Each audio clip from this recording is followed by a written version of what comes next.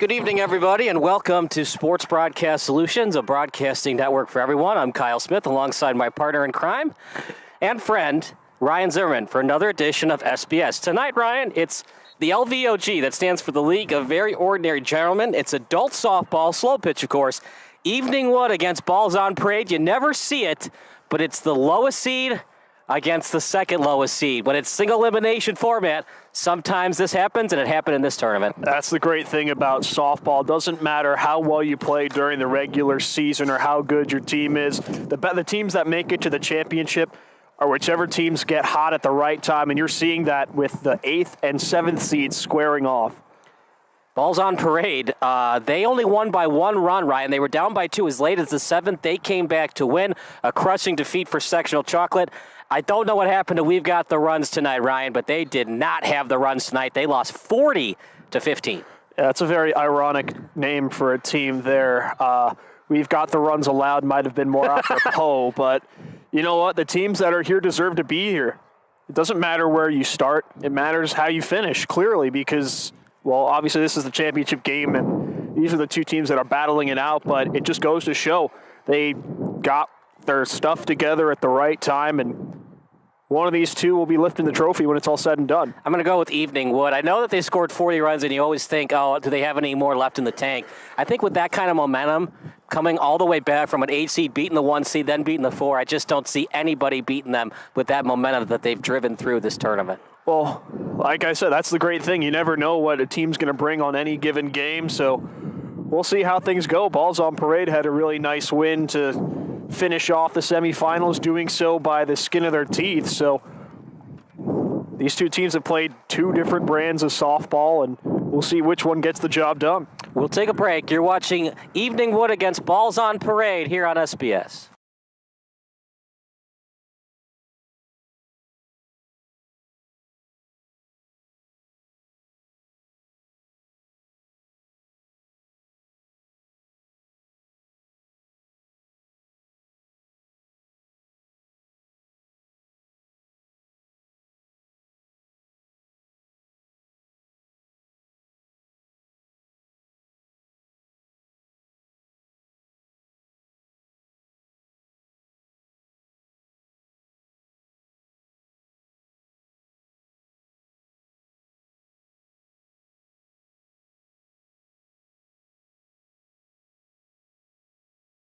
This is Sports Broadcast Solutions, a broadcasting network for everyone. Check us out at sportsbroadcastsolutions.com and become part of the digital sporting world.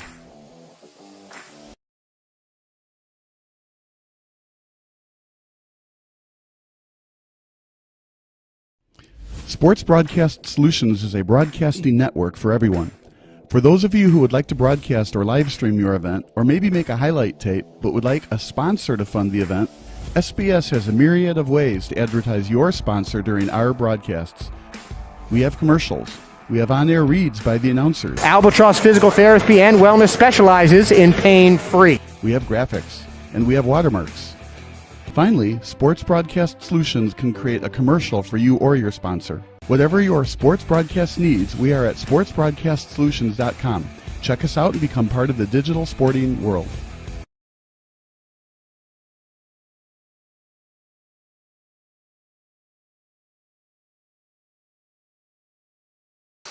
Back to the action at beautiful Community Park West. It's Evening Wood against Balls on Parade. Balls on Parade, the home team, of course, as it shows on your screen, as they're below. Evening Wood couldn't fit the Evening Wood, so we put Nightwood. If you want to know what those team names mean, just text us. We'll let you know after the game. But, yeah. It's what's fun about adult league softball, Ryan. You don't have to be called the Tigers or the Cubs or the White Sox. You can get as creative as you want. Yeah, and you can just come up with the most ridiculous names you want, and nobody's going to care. In fact, the more outlandish, the better. These guys are here because they want to have fun, and that's part of it. You don't have to take it super seriously. Well, there was some trash talk on social media coming into this game from all 4 teams, but both of the higher seeds lost. So it's 7 versus 8. Nobody expected this coming into the tournament. It is not that cold, actually. You got to bundle up, but the wind is not there. So that might not be a factor tonight, partner. The wind is blowing out a little bit to center field. Are we going to see some home runs in this game? Oh, it was a lot worse during the semifinals, and it seemed like every other pitch someone was hitting one over. I mean, with these guys, these are really athletic guys, comparatively speaking. So you could definitely see some home runs. And, this being the championship game, everyone's going to want to say they hit a home run in the championship game. So at the very least, we're going to see some guys swinging for the fences. The lineups are brought to you by Sports Broadcast Solutions, a broadcasting network for everyone. For the home team, you've got Josh Weinberg leading off. Bo White batting second. Chris Saddens batting third. Chris Farrington in the cleanup spot. Nick Savage batting fifth. 6 is Brad Niedermeyer. 7th, Chris Langager. Matt DeMuzio, Eric Noche, a late addition. Patrick Clifford, that's a ground ball to short. Little 3-hopper and an out, and 1 up, 1 down in favor of Balls on Parade. That's a good start for Balls on Parade right there. Seeing how well Evening Woods hit the ball throughout their playoff run, anytime you can get easy outs early in counts like that, you'll take it. Brian Jacover now up, and deja vu all over again. 2 pitches, 2 putouts at shortstop. Quick and efficient. Can't ask for much more if your Ball's on Parade.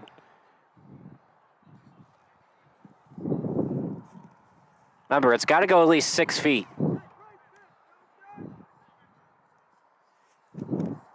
Just missed for a ball.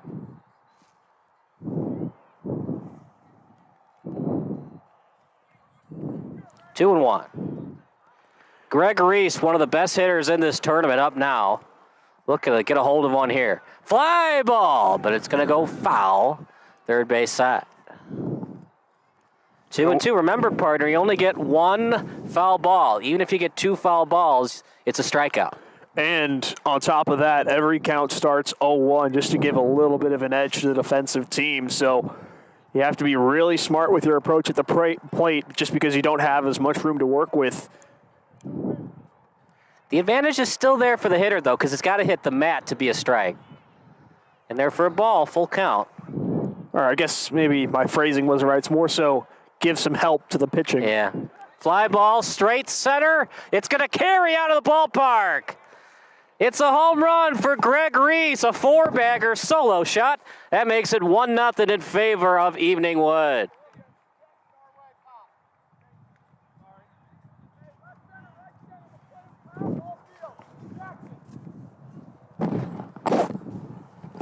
I mean, Kyle, you were just saying, did you think we're going to see some home runs? Well, there's your answer.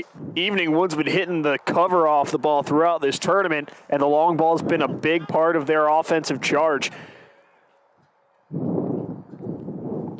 Now the cleanup hitter, Ryan Jackson, also in left field. And it's outside for a ball, 1 and 1.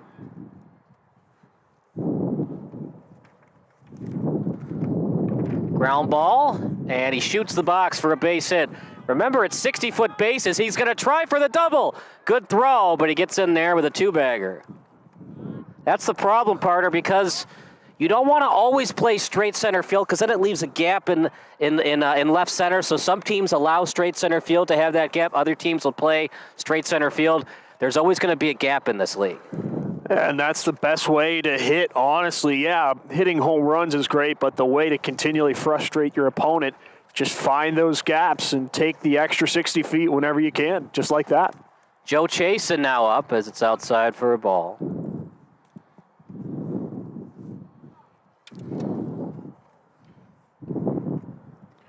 Ground ball to the pitcher, and he gets it over to first base for the out. So that will do it.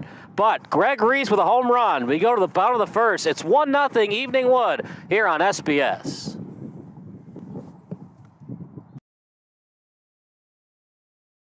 This is Sports Broadcast Solutions, a broadcasting network for everyone. Check us out at sportsbroadcastsolutions.com and become part of the digital sporting world.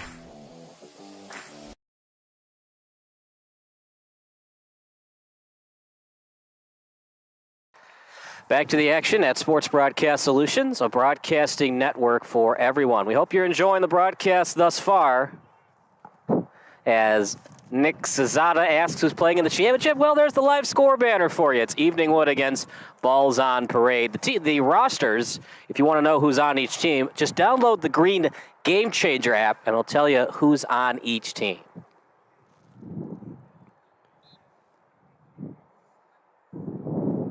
Going to have to score a lot of runs tonight, partner, to win the game. Very rarely you're going to win a game where it's less than 10 runs score. Yeah, that's just the name of the game with adult league softball. It's a very offensive-oriented game with the slow pitch and the hitter getting to see it the whole way. You can't really put any English on the ball. You have to throw it at least 6 feet into the air.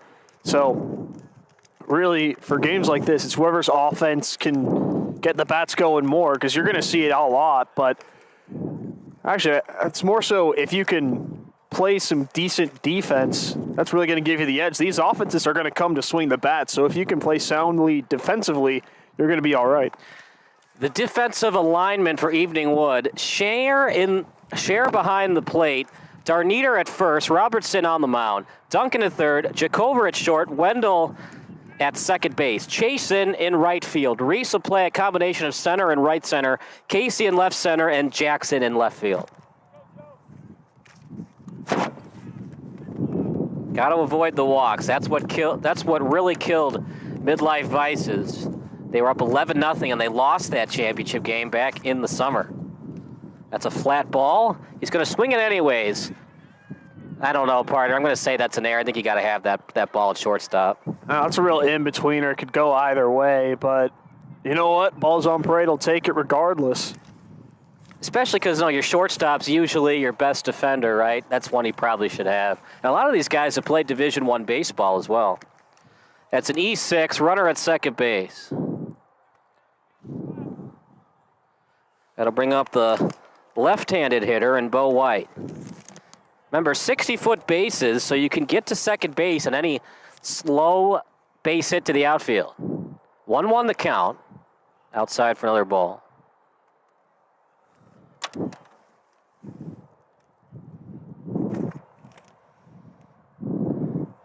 Another ball, that'll make it 3-1. Hopefully you're enjoying the game. Text line's open, 330-957-7653, your favorite MLB memory. Line drive into the outfield. He's going to shoot the right center gap. It's a base hit, an RBI double, and that'll make it 1-1. Wait, you're giving these people your actual phone number? Who says it's my phone number? Hey, it should lead to a lot of really nice discussions. There's so many good MLB memories you can pick from. Good looking pitch. Got there on the mat. 1-2. 0-2, I should say. I'm so used to a lot of these softball leagues playing California rules where it's a 1-1 count automatically. Line drive into the outfield. He shoots the box. That'll be another RBI. That time, center fielder gets it in quick for Evening Wood. That's Reese out in center, and it's another RBI for Balls on Parade. I feel your pain, Kyle. Whenever I played 16-inch, we would always start with a 1-1 count, and we also had the foul ball rule too, except I think you were allowed to get 2, provided that strike 2 is also foul. So a lot of these leagues play a bunch of different styles. You have to appreciate the variation. Absolutely. It is not that cold tonight because there's no wind. That's flat, and that's a ball. Got to be careful on that, partner. It looks enticing, but you want to let that ball reach you at the plate. You don't want to hit flat balls. That's now a 2-1 count. Still nobody out. If you're just joining us, the leadoff hitter got an error and then a double and a single. That's where we are right now. High fly ball to left field. It just goes over the fence for a 2-run 4-bagger. Chris Farrington with the 2-run knock. 4-1 in favor of Balls on Parade.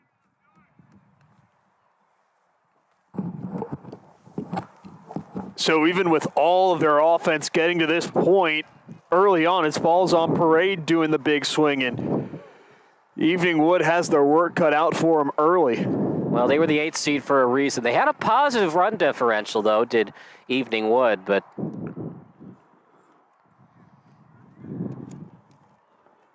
other than that, it's been all Balls on Parade this tournament. Ground ball, it's off the pitcher, as Robertson can't handle it.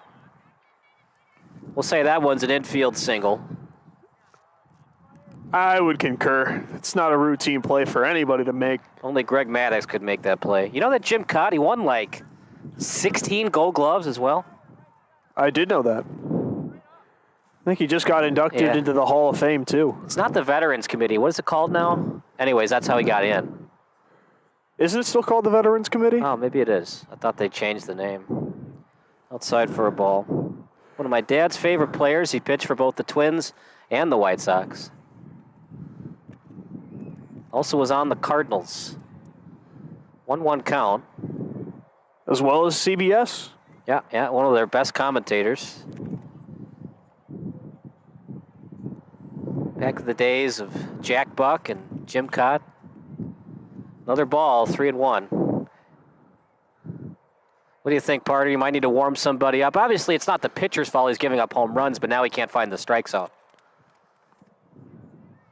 Inside for a ball. You know, it's still early, and seeing as how easy it is to put up runs if you're Evening Wood, I wouldn't hit the panic button just yet. You still got a little bit of time to figure it out. Still nobody out. That brings Chris Langager up. A 3-run knock would make it 7-1. Ground ball in between the short third base hole. Third baseman gets it, and it's a 5 unassisted for the first out of the inning. If you're Evening Wood's pitcher, that's one that'll settle you down. Sometimes there's just that psychological effect. You see one batter making out, and it gives you the confidence to get the next two. Now to the bottom of the order, Matt DiMuzio up. As the lefty with a little fly ball gets to the outfield. Not good speed on the base pass, but he eventually gets home. Got to get that monkey off your back, partner. That should have been an easy run score. Took him forever to get to home plate. Well, he made it. His teammates might give him a little flack on the way back to his seat in the dugout, but a run's a run.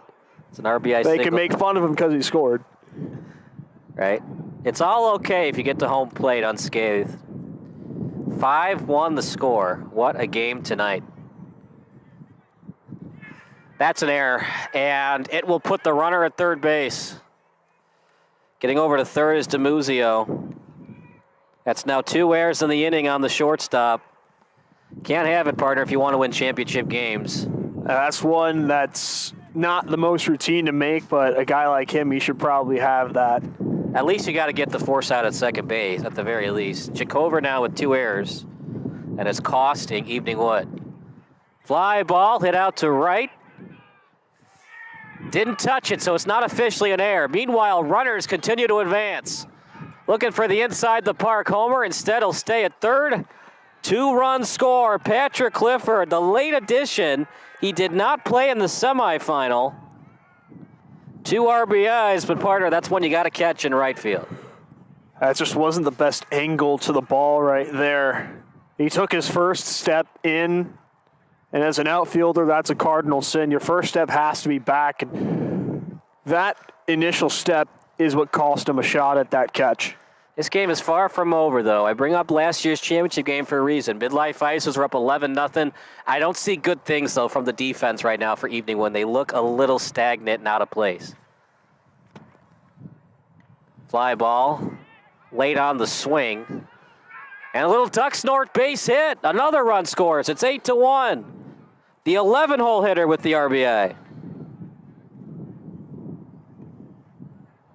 Oh, I hope he's okay right there. A tough slide into second base. Took him a little extra time to get up, but he looks okay. A championship game like that, you know it's going to take a lot more than that to get him out.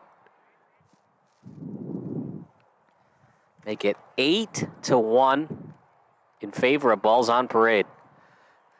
They were that close, partner, from being eliminated in the semis earlier tonight, but they found a way back, and now they lead by 7 runs with only 1 out in the inning, and now it's back to the top of the order. And you're going to get the guy that said that this team is bopping, and that's really what it is. They found their momentum, and it feels at this point everything will go their way. We'll make sure that Dusty is okay at second base. And he is going to shake it off, stay in the game. Weinberg back up for balls on parade. Jacover with 2 errors in the inning. But let's give credit to this balls on parade team. They are hitting where the defense ain't. That's exactly what it is. And I mentioned it earlier, you don't always have to hit home runs. Yes, they've had a few, but they've been finding the gaps. And Evening Wood just hasn't had the best start defensively, and they're capitalizing. Outside for a ball. Bo White up, then Chris Saddens. Actually, Bo White on deck, Chris Saddens in the hole. That's foul ball. Makes it 1 and 2. They also do that with the 0-1 count, partner. It's less enticing to take a walk because then you have to have 4 pitches that are juicy balls right near the plate that you don't swing at. Try to avoid the walks. And plus, it just slows the game down, too. It's not fun on either team where you just see a bunch of walks, nothing happens, you're just standing around. It is a cool trophy, though. You want to win, but you usually don't see the walks until the 7th, 8th, 9th innings when everything else is on. When you really need it. Yeah. You know you're going to tick off the other team, but you got to do it to get on base. In there. Just miss. I thought he got it, but 2 and 2. Ground ball. Shoots the box. Got to get it in quick. He does, but it still scores the run. 9-1.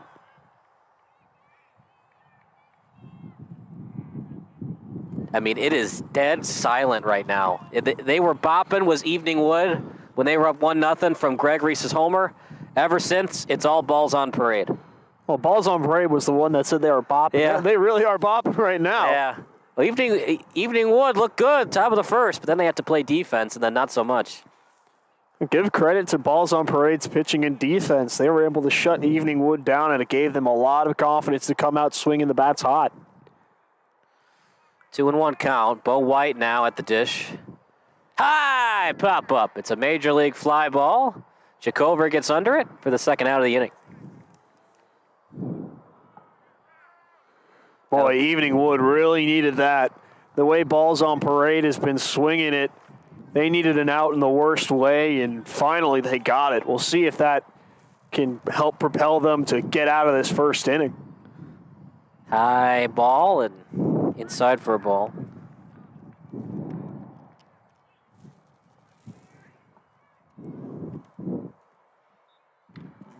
Fly ball out to the outfield. It's to straight center, though, as the center fielder and Reese makes the catch, but the damage is definitely done. 9 runs cross home plate.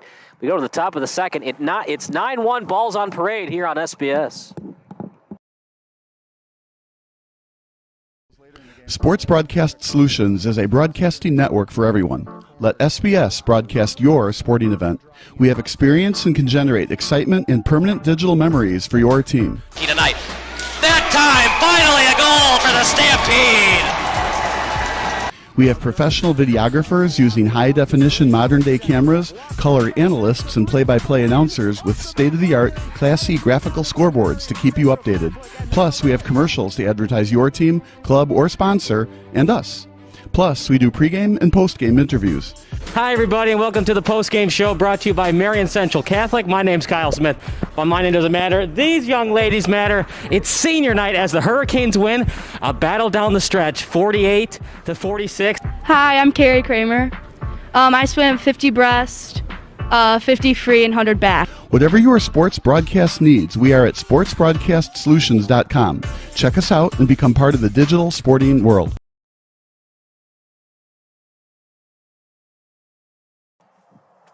Back to the action at SBS, a broadcasting network for everyone. I'm Kyle Smith alongside Ryan Zimmerman. It's 9-1 in favor of balls on parade. Evening Wood has their work cut out for them. You don't have to score all 8 runs in this inning, partner, but a nice 4 spot would help. Fly ball over to left. It's a can of corn. And caught by the Balls on Parade left fielder for the first out of the inning. You don't have to get it all back now, whatever Evening Wood. You do need to hit with a sense of urgency. Seeing how well Balls on Parade was hitting in the bottom of the first, you have to imagine that everything they get contact on is dropping. So you really need to get runners on, and make your opportunities count. That's outside for a ball.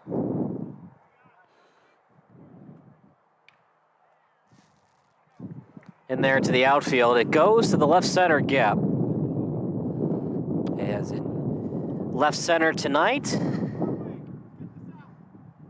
is going to be Patrick Clifford. Remember, he was a late addition to this roster. So far, he's already played a big role. He had a hit last inning.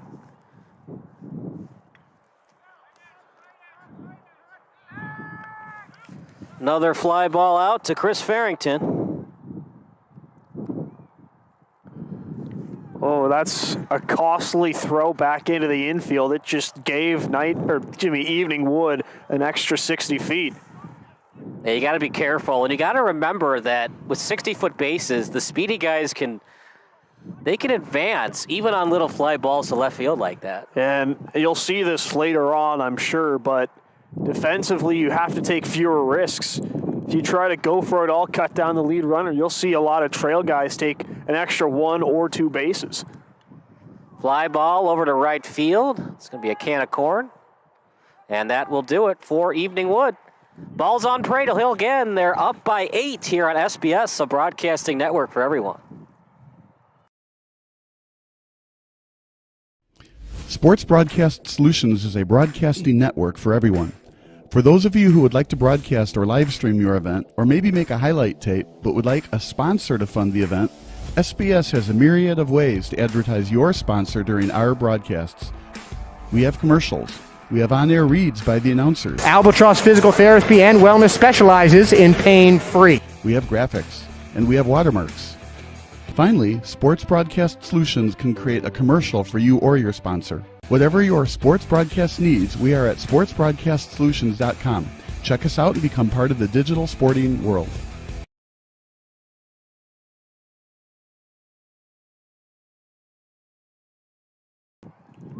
Back to the action at Sports Broadcast Solutions, a broadcasting network for everyone. Not the guy that Evening Wood wants at the plate, partner. Chris Farrington will lead it off. He had the 2-run homer in the bottom of the first. Well, you could say that Evening Wood really doesn't want to face anyone at the plate right now, but Farrington especially, it was his big blast that got their offense started, and really in that first inning, it didn't really stop. It's not looking good right now for Evening Wood. Slaughter rule is in effect, even for the championship game. It's 25 runs through 7. And if Balls on Parade continues to get 9 spots, we're going to see that tonight. Farrington, Savage, Niedermeyer, the 1-2-3 lineup for the bottom of the second. They have the ultra shift on him in the outfield right now. If you shoot the box, partner, with decent speed, you can get a triple. Farrington waits on it, and it's outside for ball 1.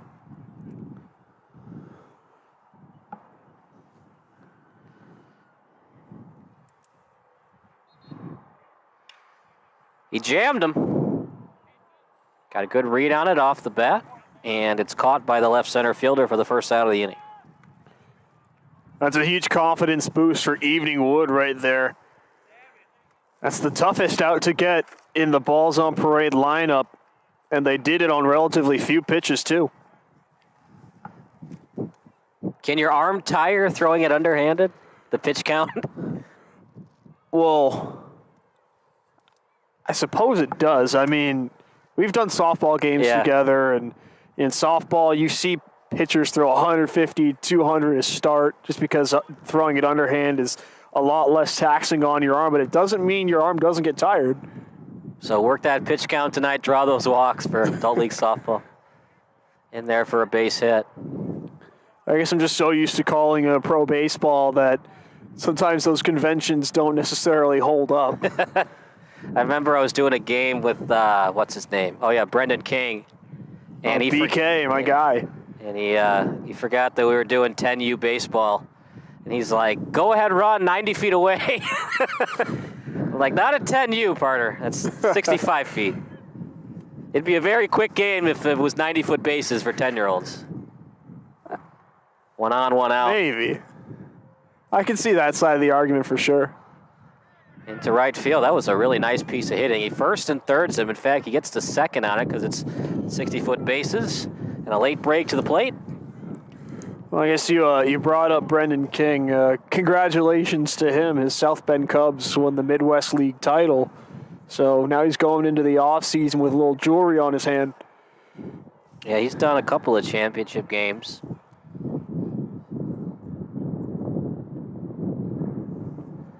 That is not an RBI because it was a late break to the plate. Good job at second base. One hopper at first, and they got him. Runner advances, but a big out for balls on parade. Make that 2 outs in the inning. But even on that ground ball to the right side, a heads-up base running, it gets you an extra 90. All it takes is a blooper, some defensive miscue, and you're up to double digits. Little nubber, and it goes foul. Down to his last bullet.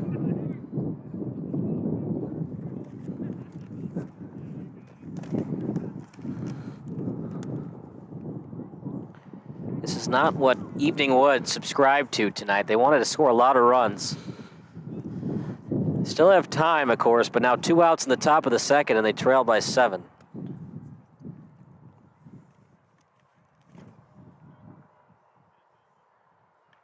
Late swing, kind of an excuse me swing, and it's an easy. They actually dropped it. Did he touch it in fair territory? He did. And that is why you take the extra base when it presents itself. Because the runner advanced from second to third on that ground ball, give balls on parade another run. That's also a situation, partner. You got to know where you're at as a pitcher. You know that it's going to be an automatic out on 2 foul balls, so just let it go foul. And those are some mental mistakes you can't make with the championship on the... Oh, I guess Evening Wood's still batting. I apologize, but those are mental mistakes you can't make with a championship on the line. That's what gives these guys extra at-bats, and their offense is still potent, even though they're a little slow tonight.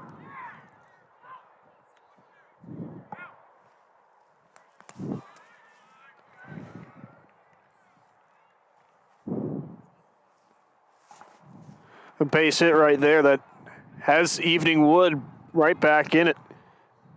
Excuse me, it is balls on parade. Yeah, I had it all backwards. Yeah, it's the bottom of the second, right? That was on me. For some reason, I was giving Evening Wood the runs. It's 11-1, not 9-3. Good throw at first, and that will do it for the inning. But more runs score.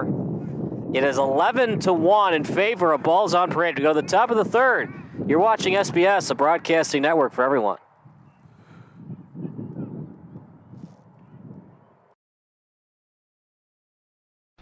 Missing your child's sporting event just plain stinks. But you don't have to worry about that anymore, thanks to Sports Broadcast Solutions. SBS is a live broadcasting network, as well as covering your on-demand needs, recruiting videos, highlight reels, and much, much more. We can broadcast live to any website, and we also post as much on-demand content as you need. For more information about SBS, check out our website at sportsbroadcastsolutions.com. Sports Broadcast Solutions, a broadcasting network for everyone. Now it's Evening Wood up at the plate. They're down by 10.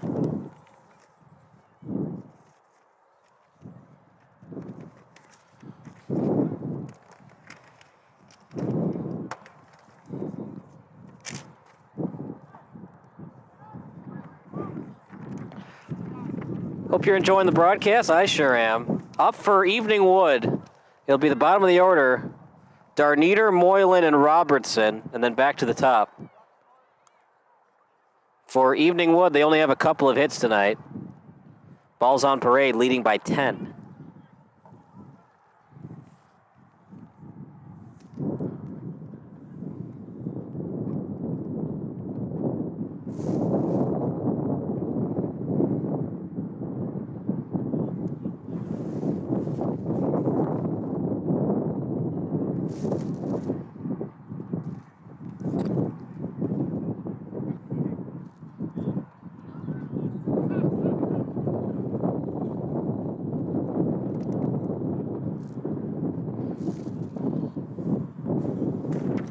Only run of the game, Gregory scored on a home run. That was in the top of the first, and since then, 11 unanswered runs scored by Balls on Parade.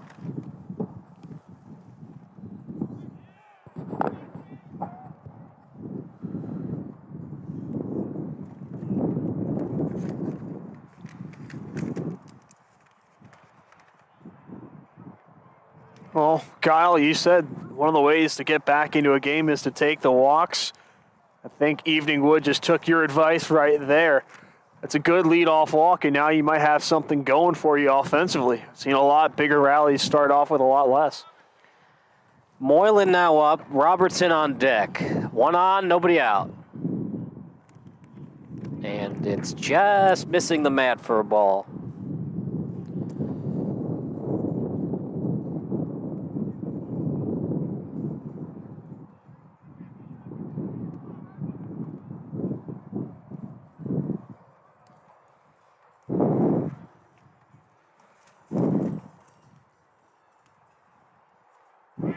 Hit the mat, strike two. This is so problematic right now for Evening Wood. They're in the bottom of the lineup, and they're down by 10, but a three-hopper gets through the infield, and he firsts and thirds him, does Moylan.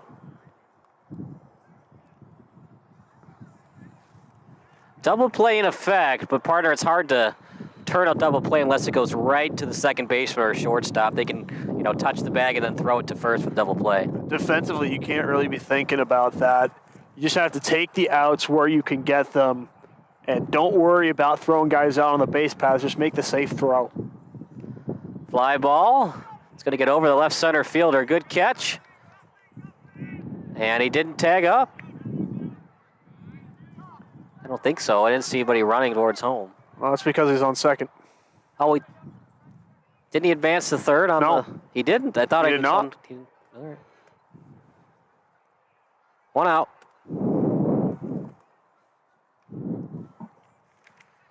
Little ground ball. Did they turn this double play? They did.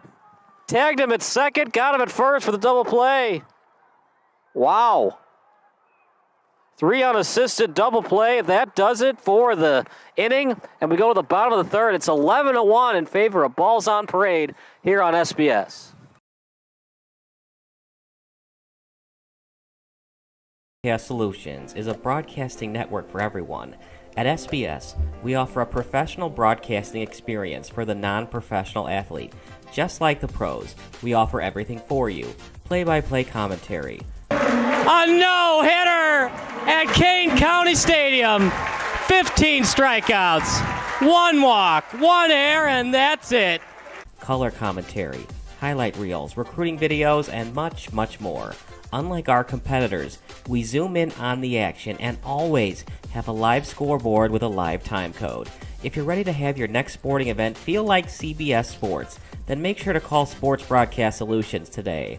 Our phone number is 330-957-7653, or you can go online to sportsbroadcastsolutions.com. SBS, a broadcasting network for everyone.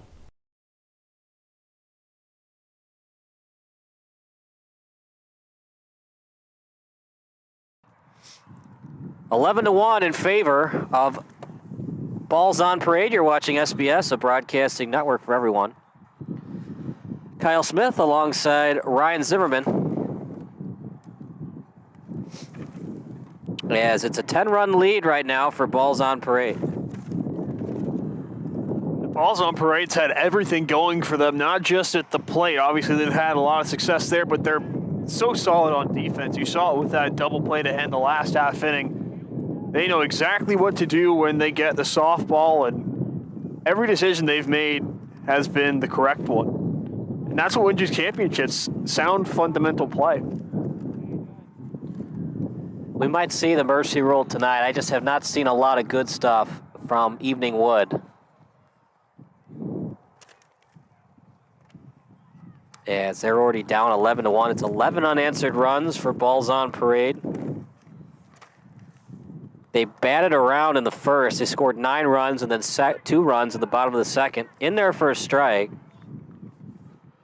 As it's now 0-2 to Patrick Clifford. He had a triple. He had a 2-run triple in the bottom of the first. It was a late addition.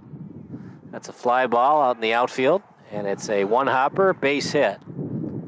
You got to be worried about that if you're the outfield, Ryan, because if you're late getting it back into the cutoff, man, that can be a double with 60-foot bases. Easily, and that's what I've been talking about pretty much this entire game. Defensively, you have to be smart, know exactly what to do with the ball as soon as you get it, because if you hesitate, that just allows the other team to steal one on you, and that could be the difference. Dusty McAdam, who had a bloop base hit in the bottom of the first, he gets a single. He's going to try for the double, and he's in there. That's now 2 doubles for him, as he had a late break in the bottom of the first. We thought he was injured, but he got back into the game, playing through the pain, now 11-1. Your favorite MLB memory, text 330-957-7653. Text lines open. All FCC regulations do apply. Weinberg, fly ball into the outfield. Did not touch it, so no error. 2 runs will score, and they got to get it in quick, and they do. He's going to think about it. He'll try for the inside the park homer, and he got it. An inside the park home run for Weinberg. And that'll make it 14-1. Man, that was not an easy play to make in the outfield. Give him a lot of credit for trying to make the acrobatic catch, but it just wasn't meant to be. But Weinberg, just on his horse the whole way, took nothing for granted. He thought he had a shot at 4 immediately once he made contact, and that was the difference. Bang, bang play, but they get him out at first base. Jacobo struggled in the first inning. Good throw to get the first out of the inning.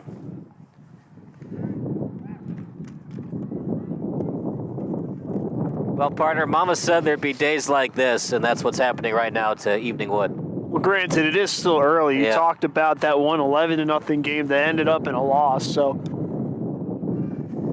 The problem with that game, though, look at that. That's definitely a major league pop-up. As making the catch that time is Jackson. That's a home run if the wind doesn't blow that ball right back in. And a break for He thought he had it off the bat, but Mother Nature had other ideas. We started around 8, about 8:10, because we had to get the semifinals in. As Chris Angela texts us, what's the slaughter rule? It's 25 after 7, Chris. Down 13, but he still dives on the play, skips the cutoff man. It's still a double. Farrington in the cleanup spot is killing Evening Wood. He's now got a 2-run homer and a double. And don't expect that hot bat to stop swinging it.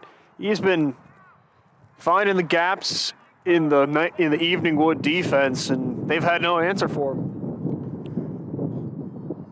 And here's the Edwin Diaz walk-up music to the 5-hole hitter and Nick Savage. He has 2 singles on the night. In there for a ball. It's now 1-1. I must say the music selection throughout the night has been brilliant. Another base hit. Partner, I know it sounds strange, but do you think that some of these second basemen and shortstop should be playing right in back of the second base bag and giving up second base? Is that legal? Yeah. Well, then, yeah. I mean, it's a shift, right? There's crazy shifts in MLB. You could technically do a shift. Well, this is the last. Don't get too used to that. Yeah, this is the last year of it, but another base hit. Oh, they got him on the back pick. They call him out. He was out. And you know what? It's 15-1. Even if he wasn't out, he's out. Let's keep the game going. It's 15-1 as we go to the top of the 4. It's between Balls on Parade and Evening Wood.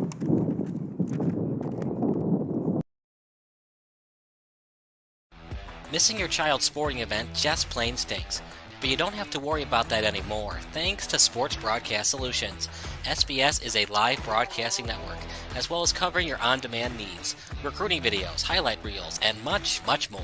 We can broadcast live to any website, and we also post as much on-demand content as you need. For more information about SBS, check out our website at sportsbroadcastsolutions.com. Sports Broadcast Solutions, a broadcasting network for everyone.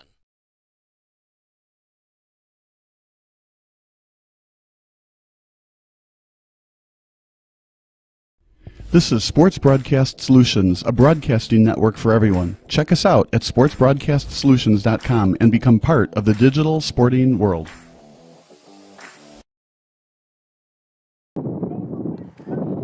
(15-1). Everything that you think of with a 15-1 score, that's been the definition of tonight's game, partner, and then some. We've seen triples, we've seen home runs. The problem is we've seen a lot of them from balls on parade, not so much for Evening Wood.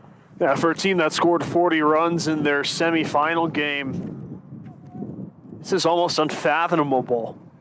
Maybe they just ran out of gas. You score 40 runs, you don't have enough energy for the next game. Just missed for a ball, 1-1 to Brian Chikover. It's been pretty light hitting-wise tonight for Evening Wood. Little number back to the pitcher, a 1-3 put-up for the first out of the inning. It was an excellent reaction play on the mound. He had to reach all the way up to haul that chopper in, but in a championship game, you got to do everything you can to knock that one down, and he did. That'll bring up Greg Reese. The only run tonight's been off his bat. In there for a strike. He's now down on the count, 0-2. The OPS goes down about 100 points from 0-1 to 0-2. Line drive. He dropped it. That's going to be an error on the shortstop. Well, don't tell that to Greg Reese because he hit that ball right on the screws. I don't care, partner. That was right at the glove. You got to catch that ball. No, I agree, but I'm just saying. He was taking the same hack 0-2 that he would have 0-1. It's Savage at shortstop, and that was not a Savage play. Look at you with the young people lingo. I think that's more old people lingo. In fact, like old people. Dad jokes. Little ground ball, and it's through the infield for a base hit. They were playing deep, no doubles defense. He's going to shoot it to second. It's a double and an RBI. They'll make it 15-2. They just took that one for granted. That's all it was. They just lackadaisically threw the ball back into the infield, and it results in another run. Yeah, you Credit Evening Wood. They just hustled on the base paths, and it gets them back within 13.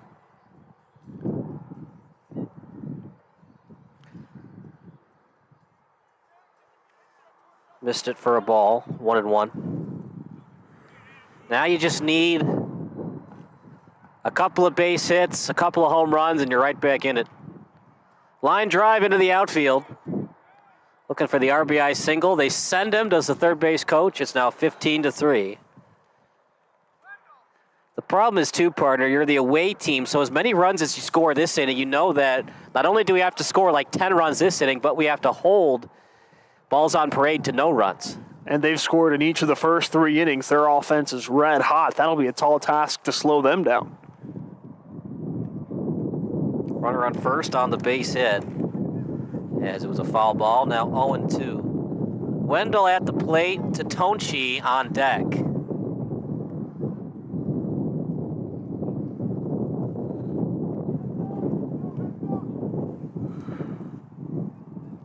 Only one out thus far.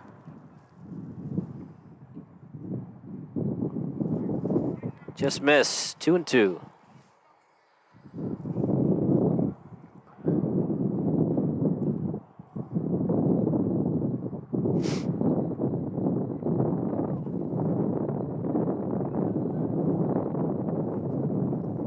I'd say red light, even if it's right down the middle, you need walks, you need runners on base.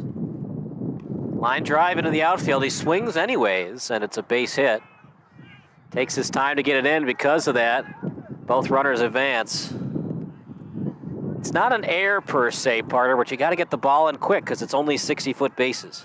Yeah, it shows how much we know. He got that ball in his spot, and now he's standing on second base. It's risky, though. A little bit more on it would have been a line drive to left for the out. But they do get the runners, 2 ducks on the pond. One swing of the bat, it's less than a 10-run deficit. Missed for a ball. Noche is pitching tonight. Missed for a ball. 2-1. Got to have 4 balls to get a walk. It's not California rules tonight. 3-1. To clarify, there are some leagues, if you didn't catch this earlier on the broadcast, that start with a 1-1 count. Yeah. Kyle does, in fact, know what he's talking about. I always know what I'm talking about. Except when I miss the double play. Hey, I was doing the scoreboard and everything. I thought that was 3-2. I guess I was wrong. Line drive into the outfield. On 3-2, you can drive one in. They send the runner. Both runners score. Don't call it a comeback yet, but at least there's some life from Evening Wood. Hey, little by little, that's the name of the game. And that E6 is really doing wonders right now for Evening Wood. That would have been 2 outs, nobody on. Instead, 1 on, 1 out. And since then, 4 straight hits.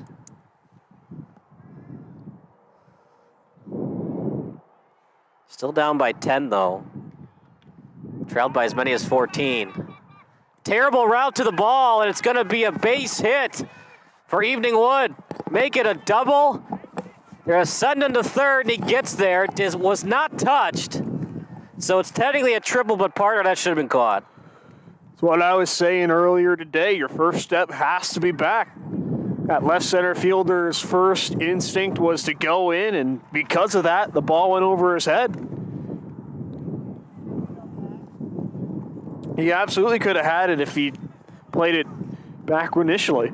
Yeah, you just got to run to a spot, right? You take a loop around to get to a spot on the outfield to catch it. You can't backtrack. Into the outfield. Another run scores, 15-7.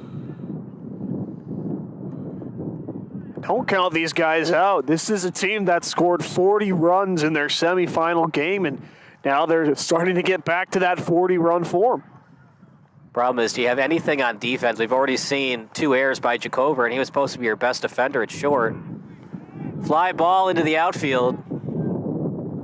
Terrible route to the ball, but he does catch it. It's an F9 if you're scoring at home. 2 outs, now to Moylan batting.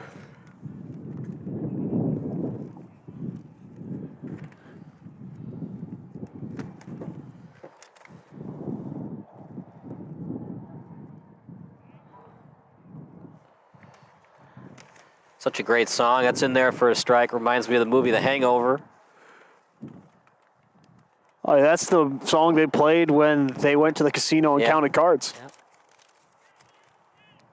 Loses track of it, but still able to handle it, does the pitcher in Noche, and that'll do it for the inning. But the damage is certainly done. 6 runs, cross home play. We go to the bottom of the 4th. It's 15-7 in favor of Balls on Parade here on SBS.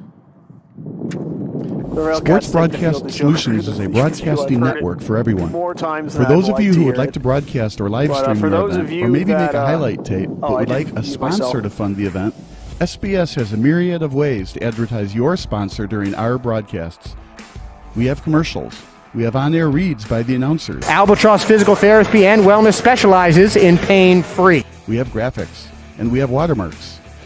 Finally, Sports Broadcast Solutions can create a commercial for you or your sponsor. Whatever your sports broadcast needs, we are at sportsbroadcastsolutions.com.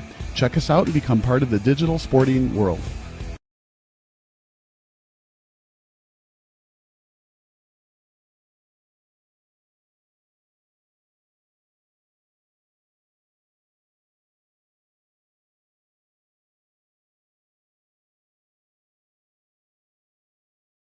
Distracted. Bottom 4, 15-7, Balls on Parade. They have led all game except for the top of the 1st. Every time they batted since, it's been all Balls on Parade. Do they have more hits in them? Because, Parter, we saw that Evening Wood woke up in the top of the 4th. It's asking a lot for Evening Wood, though. They're going to have to score at least 20 runs to win this game, if not more. Yeah, and the way Balls on Parade has been swinging the bat, it might not even take 20 to beat them. Balls on Parade's been hitting everything in sight. They've taken advantage of some shoddy Evening Wood defense as well. So if Evening Wood has any shot of getting back into this game, they have to keep their bats hot, sure, but they also need to tighten up their defense. If there's any hole right now in the Balls on Parade offense, it's the 7, 8, 9 hitters. Landgager's 0 for 2. DeMuzio's 1 for 2. Noche's 1 for 2.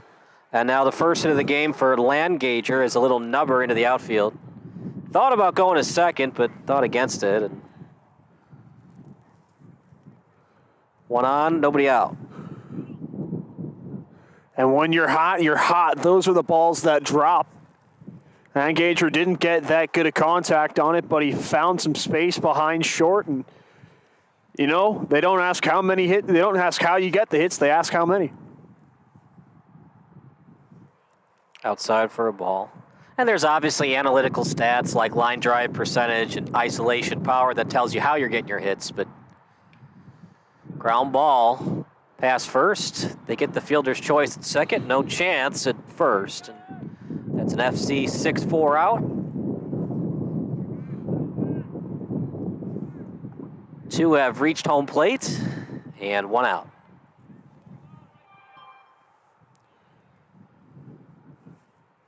Eric Noche will bat. He reached on an error, as that's a fly ball past the third baseman. Little duck snort base hit. They throw it into third. That was a good decision, partner, because no matter what, Noche was going to get into second regardless. Oh, agreed. Sometimes the smartest play is trying for the lead runner, and especially on a ball hit to left field, that's your shortest throw anyway, so you might as well take your chances with that. If you throw to second, a run scores. Jackson has certainly had a lot to do in left field tonight. That's in there for a strike. Clifford up, McAdam on deck. That's back to the top of the order. 1 and 2 the count.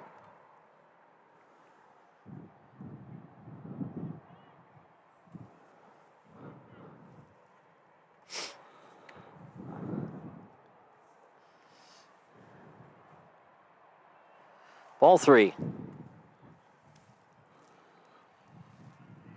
McAdam has a double, and he has 2 doubles on the night, actually. 1 run scores. 2 runs score. Make that 17-7. Always a good thing, partner, when your 11-hole hitter is 3 for 3. There really are no weaknesses on this Balls on Parade lineup, 1 through 12. These guys will do some damage. Hold on. What's going on over there on the field? He's wearing a blue man uniform. There comes the security.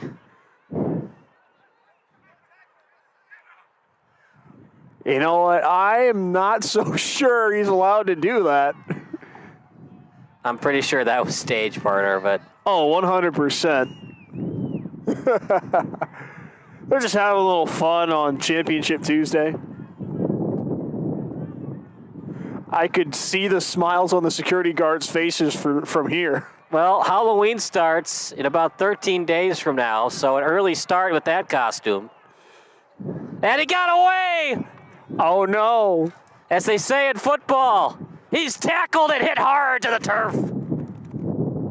I see you channeling your inner Kevin Harlan there, Kyle. I was gonna. Did you see that Thursday night game where the cat went on the field with Kevin Harlan? Yeah. Recently, there was a Monday night game earlier this year where a fan went onto the field running around to do a gender reveal, and Bobby Wagner decked him. I saw that. Yeah, there was also a. Man, whenever the Rams and the Niners play on Monday night, there's always a field invader. Well, you ever been to San Francisco? I have, actually. Yeah, that's why. It's a cool town. I went to school there. That's Berkeley. It's close enough. It's kind of San Francisco. It's close enough. Technically, the 49ers don't even play in San Francisco anymore. They play in Santa Clara, but that was kind of funny. I think it was a little overdone, but make that a 1-1 count on Dusty McAdam. Into the outfield for a base hit. He's going to try for 2. It's a good throw, but went off his shoelace. into second, and another run scores for Balls on Parade. Patrick Clifford, 3 for 3. Dusty McAdam, 3 for 3. Those are your 10 and 11 hole hitters. When that's happening for you, I don't think that Evening Wood stands a chance. Well, like I said, there are really no weaknesses in this Balls on Parade lineup. These are guys 1 through 12 that can all do some damage. That's how you win championships. You put together the most well-rounded lineup you can put together. In there for a strike. 0-2 now to Weinberg. He reached on an air and a home run tonight. He has scored twice. He's done his job as the leadoff man.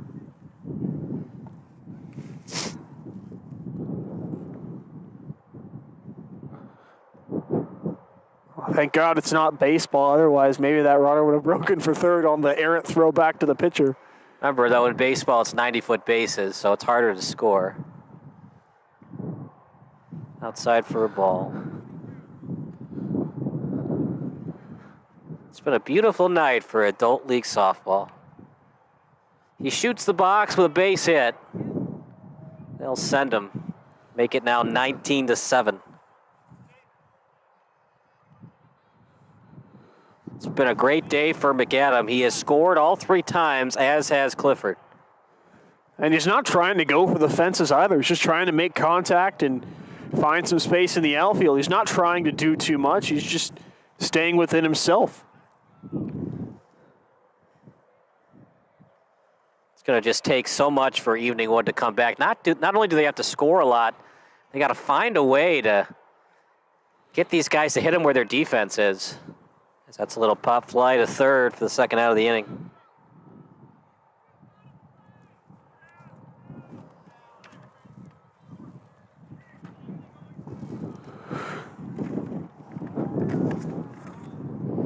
If you're just joining us, it's been as many as 14-1 in terms of the lead for Balls on Parade. They now lead 19-7. The closest that Evening Wood got to winning this game, they were up 1-0 in the top of the first, but the problem is Balls on Parade got to bat in the bottom half of the inning. That one's got a chance. Decent launch angle, and it's a dinger. And the left center fielder says that it hit the light tower. A little Roy Hobbs action. And it's a 2-run dinger, make it 21-7. It's a football score here at Community Park West. Man, that ball was gone as soon as he made contact. Balls on Parade's had the big swings of the bat tonight. And you said that their lead was once 14. Well, now it's back. It is not a football game tonight. That is the softball score. We'll play till 11:15. That's when the lights go out.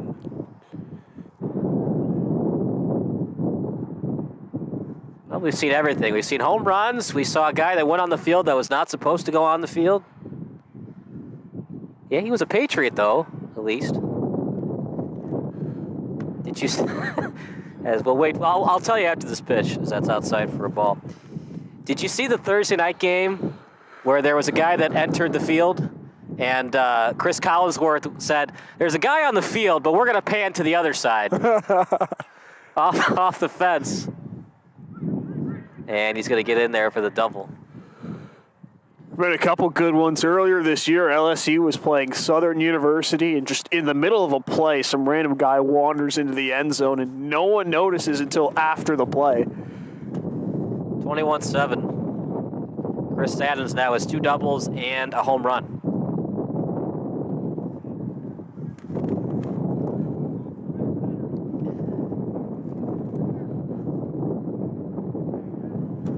The underdog story known as Evening Wood.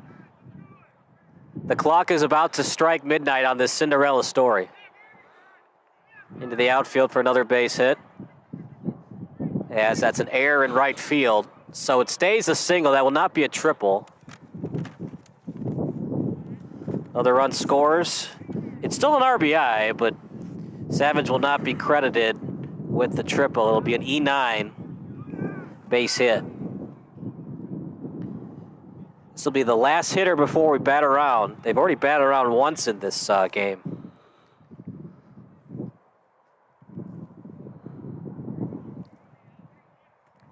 On a cold night like this, partner, if you're Evening Wood, do you consider throwing the towel? There's a line drive to second base. We'll talk about that as we get to the top of the fifth. It's all balls on parade tonight here on SBS, the broadcasting network for everyone.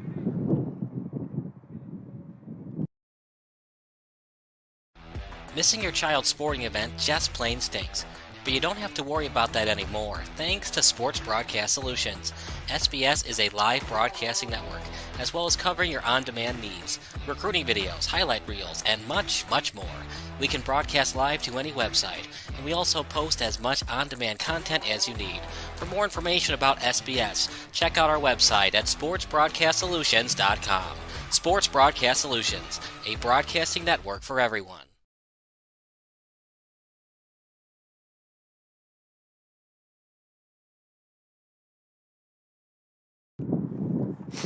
(22-7), and partner, we kind of teased it in the bottom of the fourth. It's now the top of the fifth, and it just doesn't seem like Evening Wood's going to come back into this game. Do you think if you're Evening Wood, you want to play all 9, or as it gets colder tonight, you want to just play 7 and have a drink with your boys, finish it at 7 innings?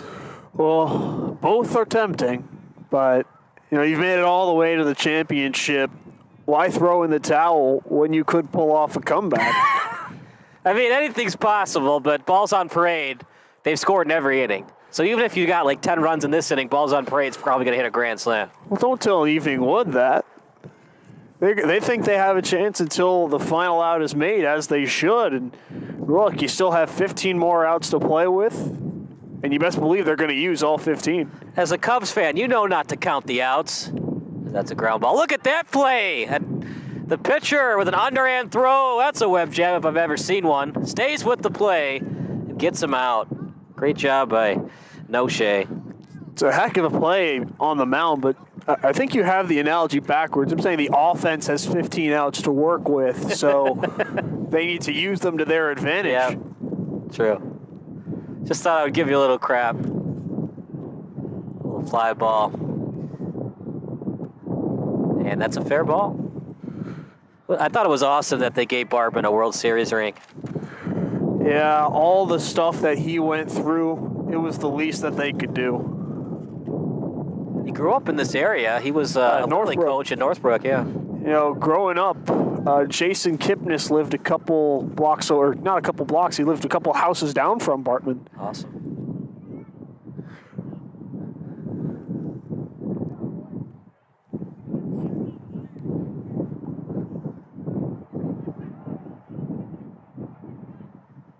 Fly ball, and it's going to be an easy out at first. Good job getting in front of that by White. It's been a tough day for Jacover. 3 errors committed, and he's 0 for 3 at the plate now. Greg Reese, he has a home run. He also reached on an error. Outside for a ball.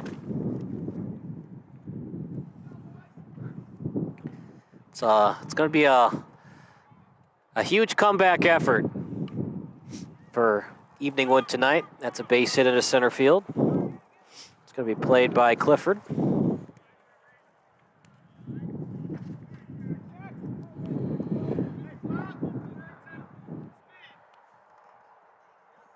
Runners at first and third. Ideally, partner, you'd like to get this deficit to under 6 if you can. I don't know if you can do it this inning, though. Well, they have an opportunity to cut it 2 down, so start with that. Ground ball to short. Good throw, but can't pick it out at first. There you go. Well, we'll say an error on the shortstop, but would have liked to see a little bit better effort from the first baseman. Like to see a little bit better stretch on that one. Well, let's be honest, how much can he really stretch? That's the one job you have as a first baseman. Line drive into right, no doubles defense. Didn't need to fall down, but he did. And that will do it for Evening Wood. We go to the bottom of the fifth. They get a couple of runs, but they still trail by a lot here on SBS, the broadcasting network for everyone. Sports Broadcast Solutions is a broadcasting network for everyone. Instead of spending hundreds or thousands with all these college recruiting sites, let us put together your college highlight reel. For just a fraction of your potential college scholarship and significantly less than these recruiting services, we got this. In addition, we put together highlight reels for teams, including high school, your club team, or travel team. My teammate gave me a great pass, and I just took it. The other team slashed me, took the opportunity, saw where the goalie was weak, and I just shot it there. Stolen. O'Connor and Marsh back on defense, and Marsh gets a blowout. We got a breakaway at 2-0. A shot, and a goal! So 3-3. The power play was officially over. Whatever your sports broadcast needs, check us out at sportsbroadcastsolutions.com. Check us out and become part of the digital world.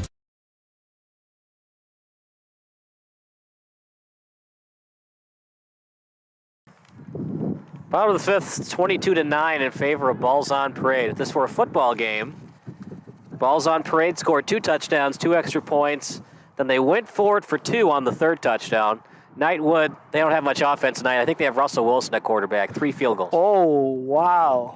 Breaking out the big guns, are we, Kyle? Look, if you're getting paid $243 million and you've given us the travesties that you have on Thursday night, and 2 Monday night games, by the way. Oh, I'm totally sided with you on that one. I just so happen to be a fan of one of the teams that he played on one of those games, so you get to hear Broncos country, let's ride every 10 minutes, but... I'm also very biased because Brandon McManus is on my fantasy team. And believe it or not, I have lost twice by 1 point, and all I needed was a Brandon McManus field goal to win. As that's in there for a base hit. But here's the real question, though. Will we end tonight in scoregami? What's a scoregami? What's that? Scoregami, it's the art of finishing a football game with a score that has never once been done before. It's for those that like SB Nation. It's if you've ever heard of John Boyes, yeah, he has a whole video on it. 22-11 would be kind of crazy. Yeah, we've had one this year. 11-10, right? Was there 11-10? That was the Sunday night game. Okay. Make it 2, because 48-45 it also never happened. Really? 48-45 never happened? Yeah. Little fly ball into left center. Completely forgot about that, because, you know, for as bad as the Broncos have been, they've been on national TV 4 times. Okay, what was the 4th time? Oh, that yeah, the Sunday night game. Yeah. The one where Jimmy Garoppolo stepped out of the end zone before he threw a pick 6. Yeah. I still love Jimmy. He went to Rolling Meadows High School. That's a fly ball out to right. Good jump that time by Evening Woods Chasen. And one of 2 Chicago-born players, or Chicago area-born players, or let me rephrase that, 2 Chicago area quarterbacks in this league. Who's the other one? Kirk Cousins. Where did he play? I'm pretty sure he's from, I forget where he grew up, but it was somewhere in the Chicagoland suburbs. Then he just had to go to Michigan State. He couldn't go to Illinois. Everybody just, once you graduate high school, everybody's leaving the state. Well, Jimmy Garoppolo didn't. This is true, but I think that was, I don't think that was by choice. Most definitely not. Fly ball. And it's going to be a duck snort base hit. That will be an RBI and make it 23-9. It's not a double, though, because he gets the second on the throw. He's from Barrington, by the way. Kirk Cousins is from Barrington. Barrington. He ended up moving to Holland, Michigan for high school, that's why he ended up at Michigan State, in all likelihood. They're going to say they were appealing a third. He didn't touch the bag. Look, you got to try everything. You're down 23-9, but no, he definitely touched third. Little fly ball out to right, but it's fouled away. Dusty McAdam looking to go 4 for 4. His teammate Patrick Clifford is also 4 for 4.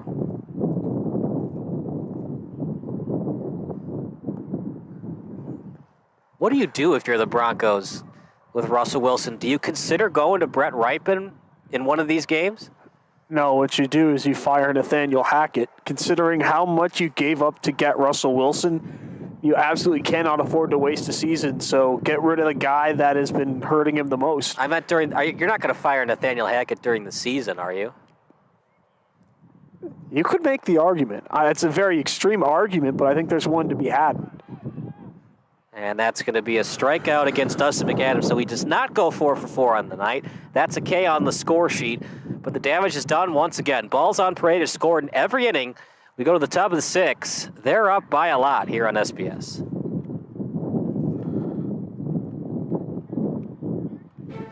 Sports Broadcast Solutions is a broadcasting network for everyone. For those of you that just want raw footage of your sporting event, but no play-by-play or color commentary, you just need us to live stream video from the event over the internet. We will live stream your event on YouTube on our Sports Broadcast Solutions channel. In addition, we also have a dedicated channel on YouTube for live streaming at SBS Livestream. And if you need multiple channels, we can utilize Facebook Livestream and Instagram Live on our channel as well. Options include commercials from your sponsors, professional scoreboard graphics are still available, and of course, yes, pre- and post-game interviews are available as an option if you want. We've been working really hard this whole summer and stuff. Whatever your sports broadcast needs, we are at sportsbroadcastsolutions.com. Check us out and become part of the digital sporting world.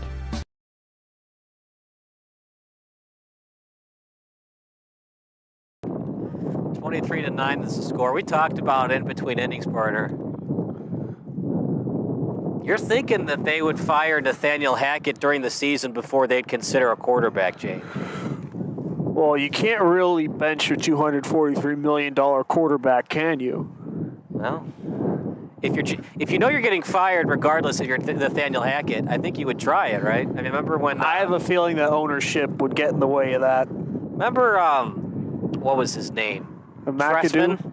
His last year in Chicago, he tried out Jimmy, what was his name? Jimmy Clausen? Yeah, just to show that his system would work. Of course it didn't, but... Well, I'm not a Bears fan, so I don't really remember that, but I was thinking more along the lines of Ben McAdoo benching Eli Manning to save his job. The worst part about that is it ended Eli's streak. Yeah, and then the next game, he was right back in the starting lineup, and Fox showed a graphic, started 211 of the last 212 games or something like that, and it was just really awkward to look at. It was. I like what's going on with Geno, though. I've been rooting for Geno. He got a bad rap in New York, and he's slightly getting it done right now in Seattle. Slightly. I'd say he's more than slightly. The Seahawks are 3-3 right now. Yeah, he's doing his job. That's tied for first in the NFC West. I don't know if that's more Geno Smith or more about the NFC West not getting the job done, but in there for another ball. Well, that was a strike. They called that a strike. They did call it a strike. 2-2 the count with nobody out. A little Happy Gilmore swing, and he gets it to right field. He tries to first and third, and he does. And something going here for Evening Wood.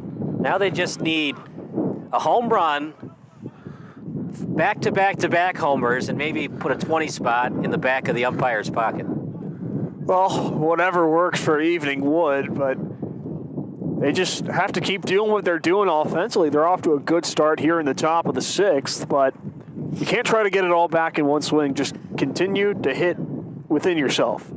I know I've said that before, but, cliches are there for a reason. And if I were the defense for Evening Wood, as that's a fly ball to the pitcher, no Shea will get it for the first out of the inning.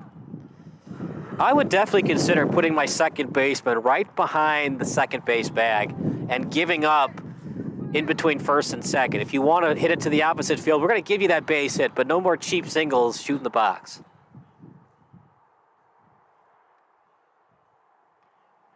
Another line drive, shoots the gap. And an interesting alignment there, partner. They had all three outfielders in right field on a right-handed hitter. Well, clearly they knew something we didn't because the ball went right to right field. So good on Balls on Parade to play the defensive alignment correctly and hold everyone to just one base.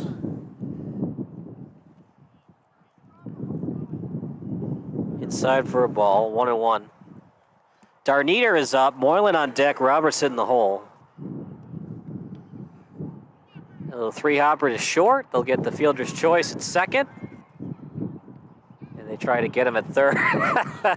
The defense says he was out, but there's no force at third there. I don't know what's going on. There's no force at third. Did you tag him, Ryan? Well, I suppose they must have gotten the tag down. They're leaving the field. That's a bad call. We'll look at that after the game, but it sure looked like he was on the bag without a tag. Regardless, Balls on Parade leads 23-10 here on Sports Broadcast Solutions, a broadcasting network for everyone.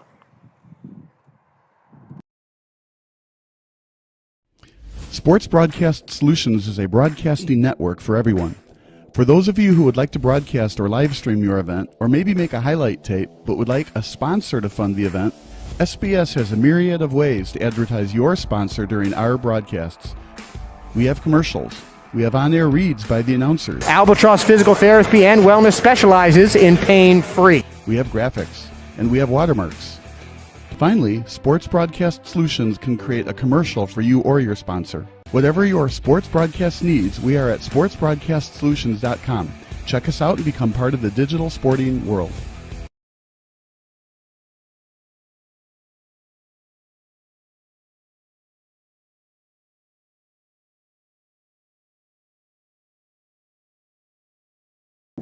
So we were right the first time, partner. There was no tag.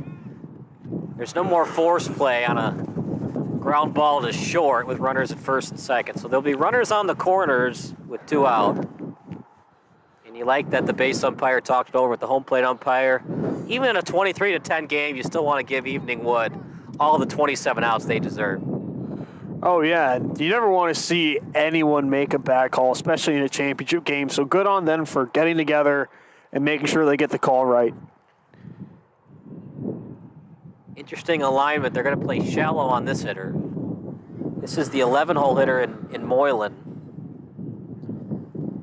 He is 1 for 2, but he has struggled hitting it as he had a little ground ball to the pitcher. And this should do it. It will. And a fly ball to left center to end the inning. And it's officially over. We go to the bottom of the 6th. It's 23-10, Balls on Parade.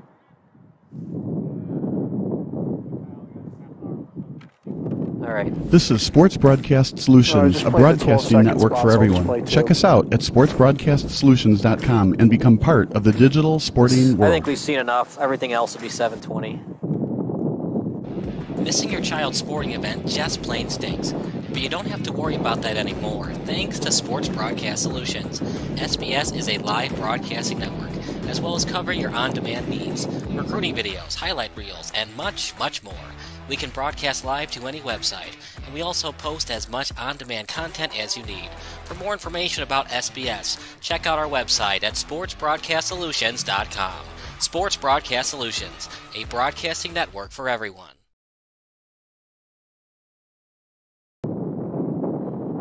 Bottom of the 6th, Josh Weinberg will lead it off. Bo White on deck, Chris Saddens in the hole. 2 for 3. Weinberg reached on an error. What can you say? This is just a dominating performance by Balls on Parade. Look, we're not necessarily in mercy rule territory yet, but the 7th inning is quickly approaching. If Balls on Parade can put together an inning like they did back in the 1st, then who knows? This one might be over before we know it. And it's getting colder. The wind's starting to pick up. It's like I said in the 5th inning, and I know we've kind of disagreed on it. If I'm Evening Wood, with it getting colder, your wife is here, your kids are here, maybe call it after 7 and you have some hot chocolate and beers together. I mean, it's obvious Evening Wood is not going to come back in this game. And it's not like you're playing for the World Series here. As cool as this league is, you don't play because you get paid to play. You play because it's fun, and you get to hang out with your friends. Fly ball to center. Has some topspin on it, and it's going to be a ground rule double for Weinberg. Went right through the hole in the fence. Brought out the 9-iron on that one, and he chipped it right through the slot. He is a triple away from the cycle. We had him in the pregame show. So he really is popping. was a fun guy to talk to. You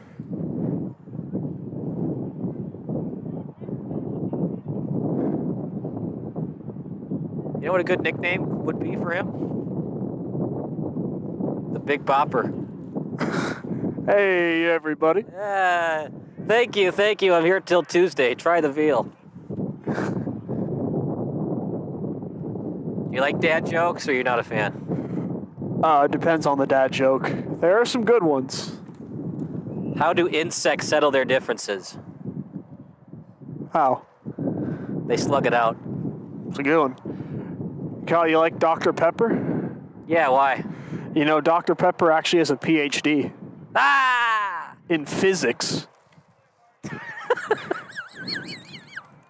ever see the movie, what's it called? I'm here all week, too. It's got Winona Ryder and Adam Sandler in it. Oh, Mr. Deeds. Never seen it. And he's such an idiot in that movie.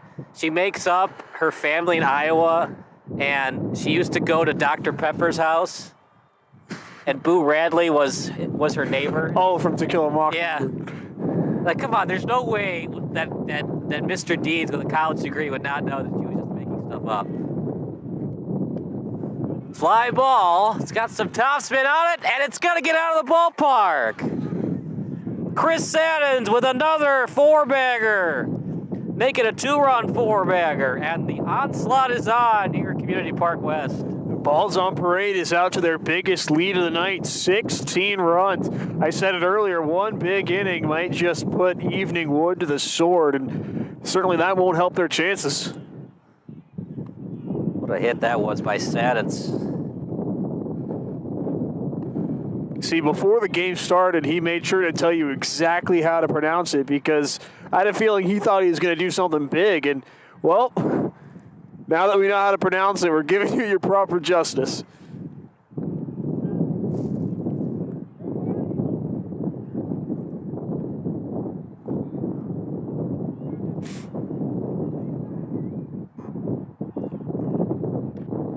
That one's hit well to left. They play the line. It's over the fence. Was it fair? It's a home run. Back-to-back dingers. Farrington and Saddens have both gone deep. The countdown to the Mercy Rule is on. Balls on Parade has reignited their offense here in the middle innings. I mean, I was watching Evening Wood in the semifinal. It did look like Balls on Parade stood a chance. And Balls on Parade, they were so close to losing in that semifinal, you were wondering if they had any energy left. But they saved the best for last as the lowly 7th seed. Well, it's like I was saying, every game's different. You could see so many different things. And the Balls on Parade is pulling out all their best. And at 27 runs, they're forcing a pitching change. So you can pull the plug on Robertson. He gives up 27 runs. Not all of them are earned. But it was a hitting display. That's going to be an error at third base and another base runner for Balls on Parade. Just couldn't handle it. Can you really justify an ERA, though, in slow pitch softball? I mean, in a sport where the point is for the batter to be able to hit the ball, I don't think you can put very much on the pitcher. There, Duncan has that one. He makes up for the error, as it's a 5-4 putout.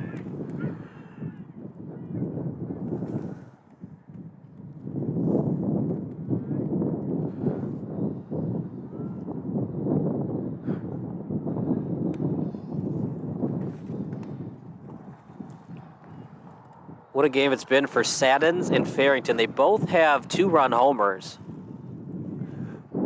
Each of them with 2 2-run bombs. But the major story of this game is the fact that Clifford in the 10 spot, who just showed up from a flight, is 4 for 4. Fly ball caught out at second base.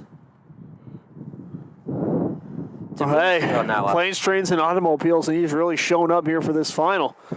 I don't think Balls on Parade cares how he got here, but when he got here, he made sure to make his presence felt. We still have 3 more innings of this, unless that Balls on Parade can score 10 more runs.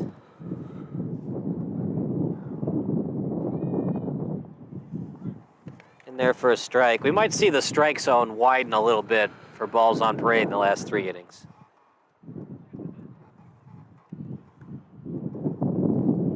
Miss for a ball. DiMuzio has struggled tonight. He's reached on an error in a fielder's choice. He has a base hit and he's flew out to left. That time a little dinky single to center. They send him. He hit the stop sign late.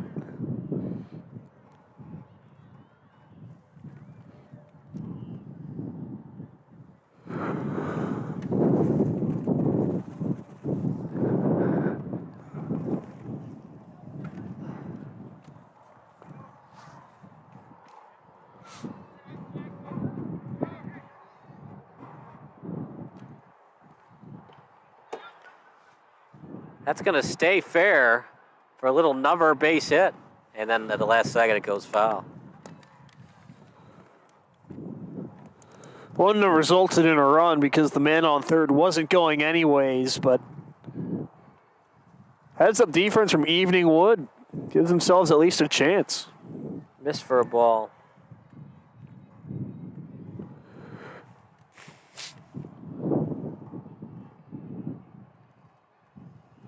Outside for a ball, 2-2. Well, Evening Wood getting a taste of their own medicine. They won 40-15 in the semi. Now they trail 27-10.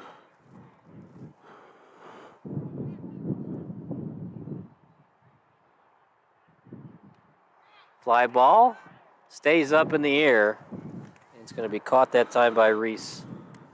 Top of the 7th, Evening Wood needs a lot of runs to come back. You're watching Evening Wood against Balls on Parade here on SBS. Sports Broadcast Solutions is a broadcasting network for everyone. For those of you who would like to broadcast or live stream your event, or maybe make a highlight tape, but would like a sponsor to fund the event, SBS has a myriad of ways to advertise your sponsor during our broadcasts. We have commercials. We have on-air reads by the announcers. Albatross Physical Therapy and Wellness specializes in pain-free. We have graphics, and we have watermarks. Finally, Sports Broadcast Solutions can create a commercial for you or your sponsor. Whatever your sports broadcast needs, we are at sportsbroadcastsolutions.com. Check us out and become part of the digital sporting world.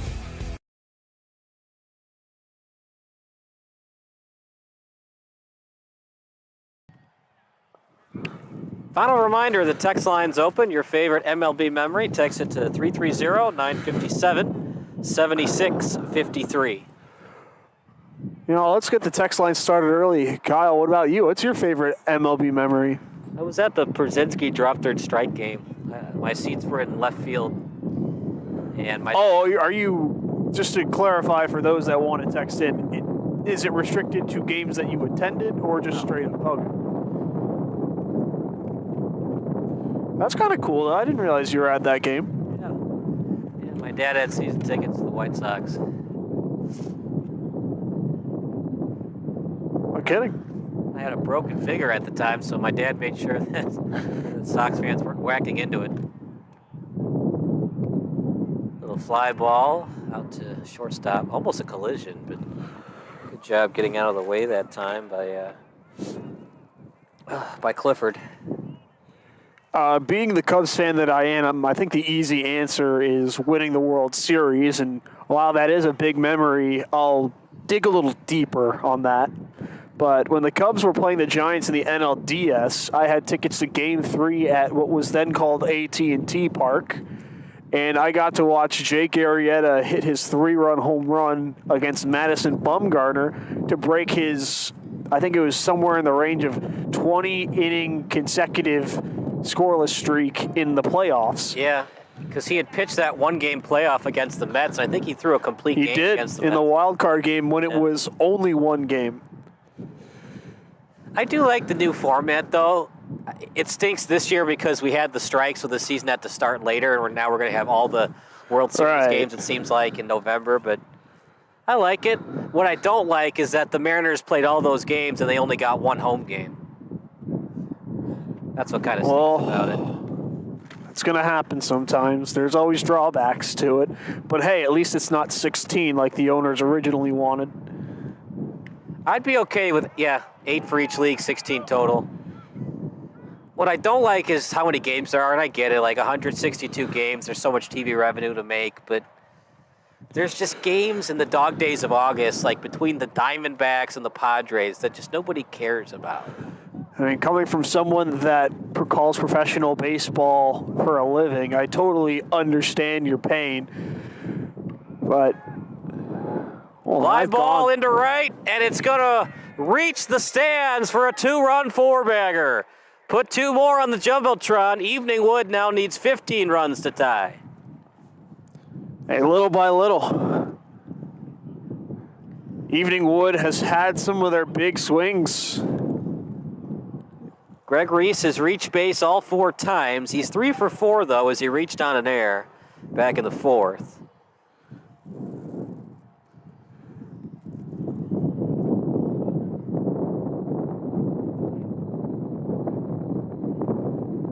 It's just been a hit parade. And that's why they're called balls on parade, right? I would assume so. It's one thing I like about these adult league softball names. There are a lot of really good puns. Those of you that are, like me, fans of Rage Against the Machine, I think Balls on Parade is a lot more obvious. Yeah, it's not for me. You do get it, right? Kind of. I'm not a big... I like rock and roll bands, but like when it comes to music, I can't name everything at the drop of a hat. Oh...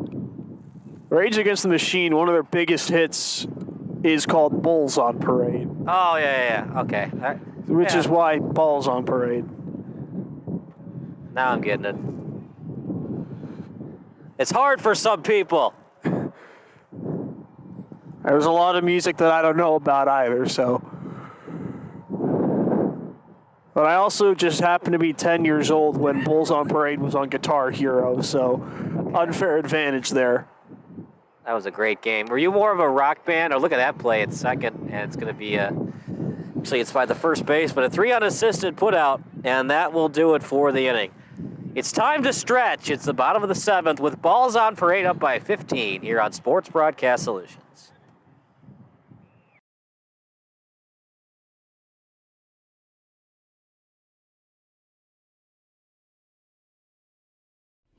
Sports Broadcast Solutions is a broadcasting network for everyone.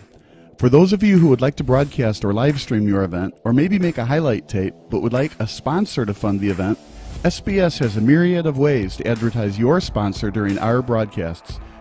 We have commercials. We have on-air reads by the announcers. Albatross Physical Therapy and Wellness specializes in pain-free. We have graphics, and we have watermarks.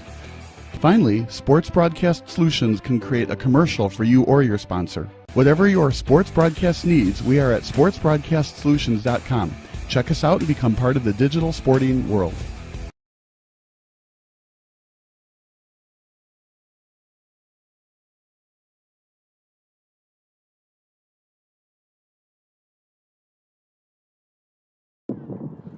It's time to stretch as they play the 7th inning stretch here at Community Park West, field number 1. I love going to games at American Family Field where they do the 7th inning stretch and then roll out the barrel. One of my favorites. I've not been to a Brewers game since I was maybe 8, so... Just don't wear the Cubs jersey when you go to American Family Field. They don't like that. I can fight for myself. All right. I won't be there to help you, though. If it's a Cubs-Brewers game, you might make it back to your car. But if you wear that Cubs jersey for like a Brewers-Cardinals game, they don't. Well, then I draw equal ire from both fan bases. But I always found it interesting, roll out the barrel. I know it's like the big Green Bay Packers song, and I like it. It's a big Wisconsin thing, but the league I work in, the American Association, there's a team in Texas, and they play roll out the barrel to introduce the beer batter. That's pretty cool. Never understood that, seeing as how they're from Texas, but... Well, you know, there's Germans that live in Texas. It's an old German song. Right, right.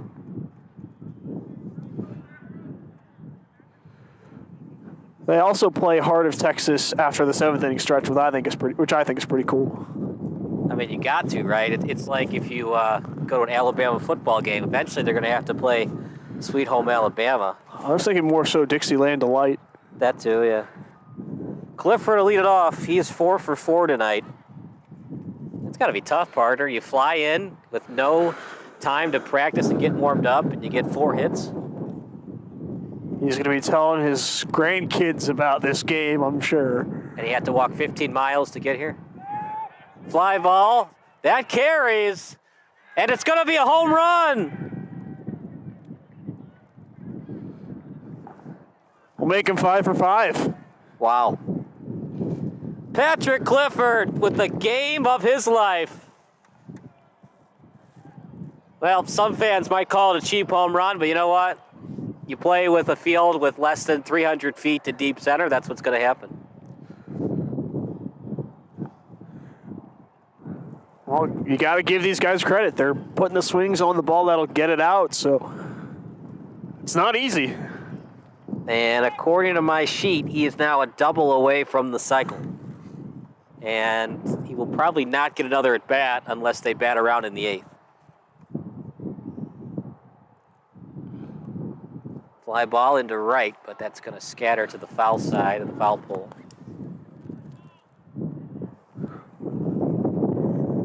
Weinberg on deck, White in the hole. Weinberg has reached base all 4 times.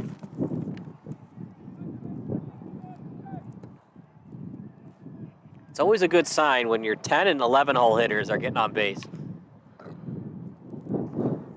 Shoots the box. And that's what I was talking about, partner. I know it's too late now. You're already down 28-12. But I would have liked to see for Evening Wood to make some adjustments, move those second base and shortstop closer to the bag. I know nobody's on base and you don't want to play double play depth, but they weren't really hitting it to the shortstop, third base hole or in between first and second.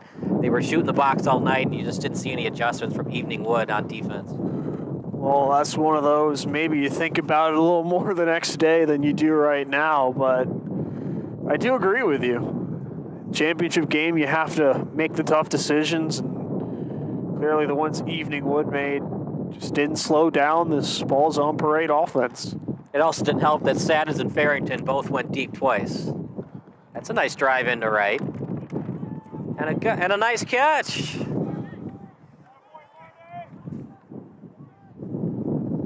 So Josh Weinberg finally retired. That'll bring up Bo White. He's 2 for 4. He has 2 doubles. He's scored twice. The damage has definitely been from the 3 and 4 hole hitters in Saddens and Farrington.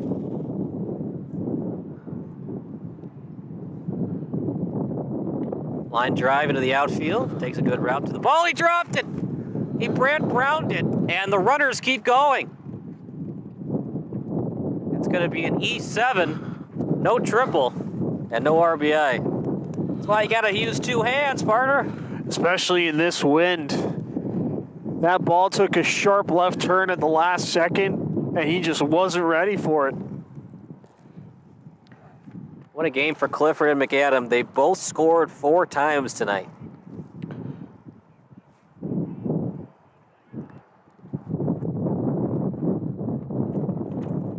Wind's starting to pick up. Balls on parade, looking for a 30 spot in the championship game.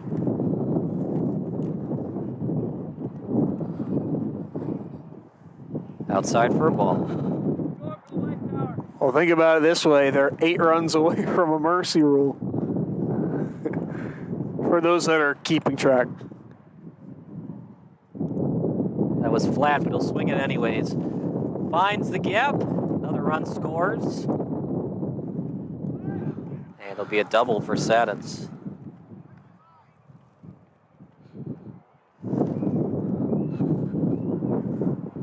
And it's not like Evening Wood would get a chance to rebuttal. This is the bottom of the 7th.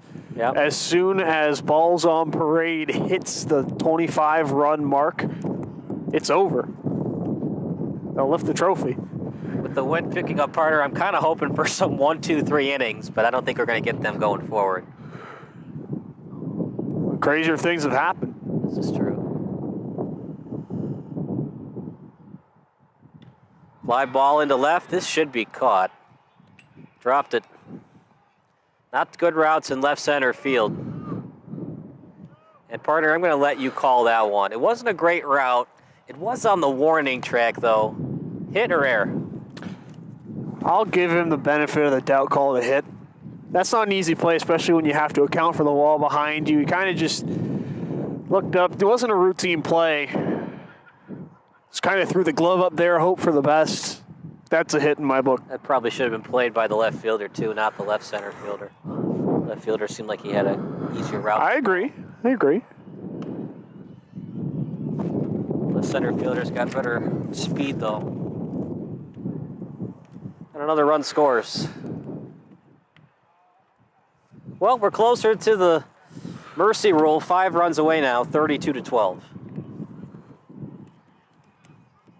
I give credit to Evening Wood. They could have thrown in the towel after the top of the 7th, but they're going to play it out. Might as well. You're already here. It's not going to get any warmer, right? Although they do have a lot of firewood and some fire scattered around the ballpark. Yeah, they also have the electric heaters, too, so both dugouts are certainly not lacking options of how to get warm. Grounded to third. Duncan will play it as they try to turn 2, and they get it. 5-4-3 on the double play. We go to the top of the 8th. Evening Wood needs a miracle. You're watching Evening Wood against Balls on Parade here on SBS. Missing your child's sporting event just plain stinks. But you don't have to worry about that anymore, thanks to Sports Broadcast Solutions. SBS is a live broadcasting network, as well as covering your on-demand needs, recruiting videos, highlight reels, and much, much more. We can broadcast live to any website, and we also post as much on-demand content as you need. For more information about SBS, check out our website at sportsbroadcastsolutions.com. Sports Broadcast Solutions, a broadcasting network for everyone.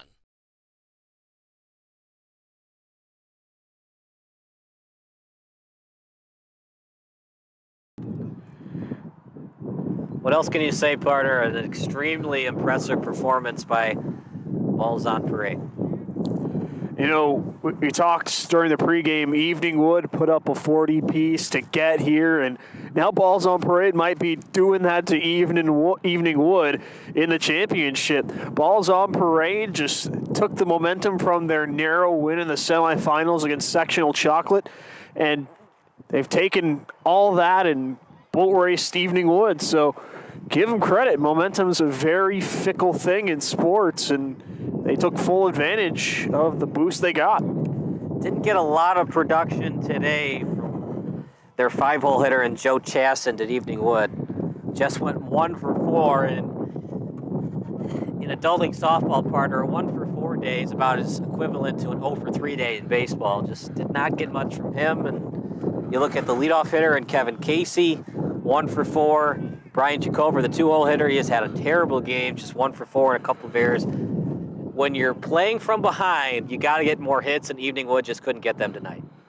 And this being adult league softball, the expectation is that you get 2 to 3 hits a game. It's not like baseball where the pitcher has a multitude of pitches he can throw. The only thing you can do in this is just lob it up there. The point is for you to hit it, and these guys have just not been hitting it.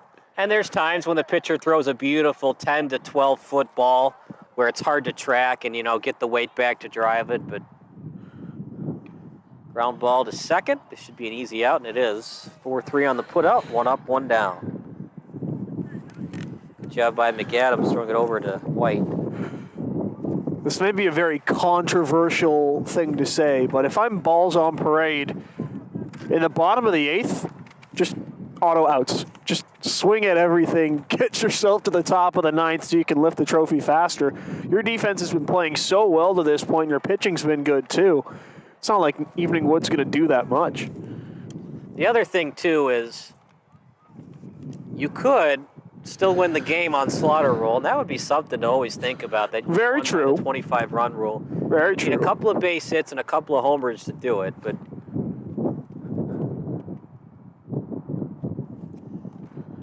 fly ball into right. This should be caught, and it is.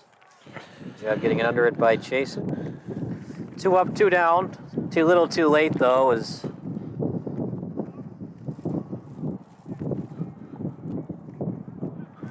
it's just not been a great performance tonight by Evening Wood. That's saying it lightly. DeMuzio at that time was underneath it. Ball 1-1 the count. Aaron Scher is at the plate. He's 1 for 3 with a triple. Last time that Evening Wood got close was when it was 15-7. And we'll call that an infield hit as he was falling down on the throw. It's going to be a tough play regardless. I think he tripped. He's not looking too good. Hopefully he's okay. He was hit to the shortstop that time on Balls on Parade's Nick Savage. Took an awkward fall.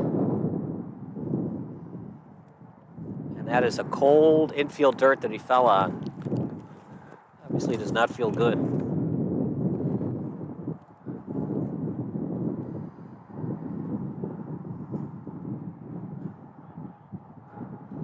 Up by 20 runs, that'll probably do it for the day for Savage. No reason to come back in.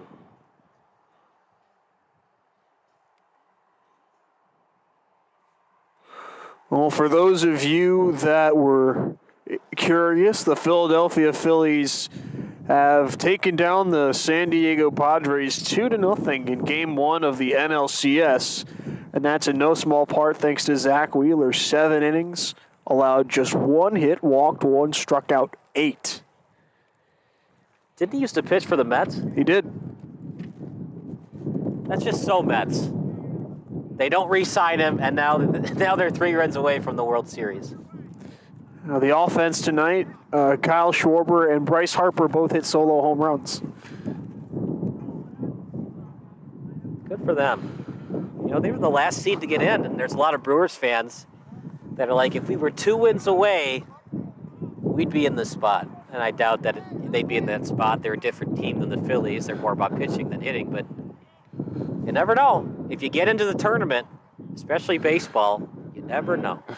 Yeah, and just to pour some salt into the wound because I can. Remember when Christian Yelich said to Yu Darvish on Twitter, no one needs help facing you? Well, Yu Darvish is in the NLCS too. Where's Christian Yelich since that tweet? He has not played that well since that tweet. Bottom of the 8th, Balls on Parade can win it with a 5 spot. You're watching Balls on Parade against Evening Wood here on SBS.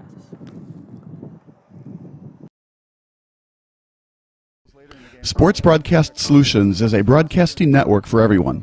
Let SBS broadcast your sporting event. We have experience and can generate excitement and permanent digital memories for your team. Tonight. That time, finally a goal for the Stampede! We have professional videographers using high-definition modern-day cameras, color analysts, and play-by-play announcers with state-of-the-art, classy graphical scoreboards to keep you updated. Plus, we have commercials to advertise your team, club, or sponsor, and us. Plus, we do pregame and postgame interviews. Hi, everybody, and welcome to the postgame show brought to you by Marion Central Catholic. My name's Kyle Smith, but my name doesn't matter. These young ladies matter. It's senior night as the Hurricanes win a battle down the stretch, 48-46. Hi, I'm Carrie Kramer. I swim 50 breast, 50 free, and 100 back. Whatever your sports broadcast needs, we are at sportsbroadcastsolutions.com. Check us out and become part of the digital sporting world. Bottom of the 8th, 20-run lead for Balls on Parade. You're watching the 2022 LVOG Fall Championship game. I'm Kyle Smith alongside Brian Zimmerman. Q on videography duties tonight. Don't go anywhere. The postgame show brought to you by SBS follows. We might get Patrick Clifford in the postgame show as he had a heck of a game for Balls on Parade.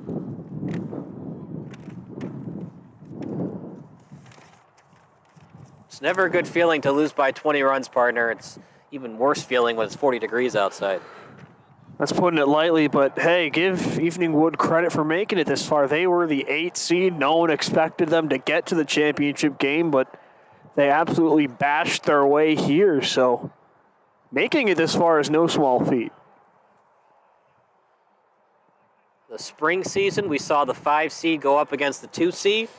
This time it was the very unnatural 8 seed against the 7, as the 8 seed dominated the 4 seed to get to the championship game, and then a little bit of taste of their own medicine as the 7 seed dominating the 8 seed. About 20 minutes after, Evening Wood won 40-15 in the semifinal.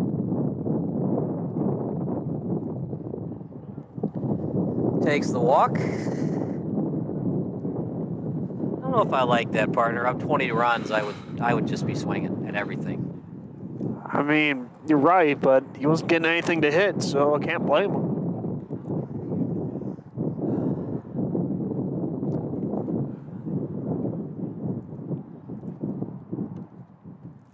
Outside for a ball.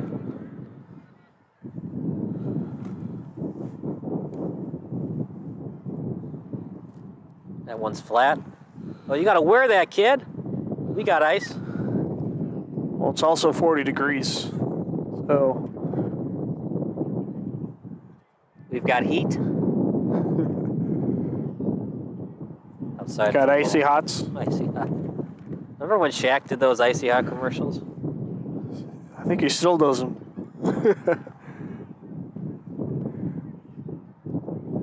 I don't think there's a commercial that Shaq has said no to. He did the General. He's done Buick. Epson printers. Yeah. Line drive into the outfield. Well, we thought about it. Would balls on parade go for the Slaughter? And they certainly are. They get the leadoff walk they wanted, and now a base hit. You know, Balls on Parade wants to end this game on their own terms. I mean, what better way to win the championship than with a quote-unquote walk-off hit? I understand it's not really a walk-off because you're going for the Slaughter rule, but hey, at least they get to end the whole championship with the bats in their hands. That's all you can ask for. This is the one guy that Evening Wood has consistently gotten out. No Shea with a grounder, and it's an E4. Bases will be loaded. Oh, so then what do you call the guy on deck now? The Slaughter rule run? Get the grand slam and then go back to back. Well, if Clifford gets a grand slam, we'll definitely have him in the post-game show.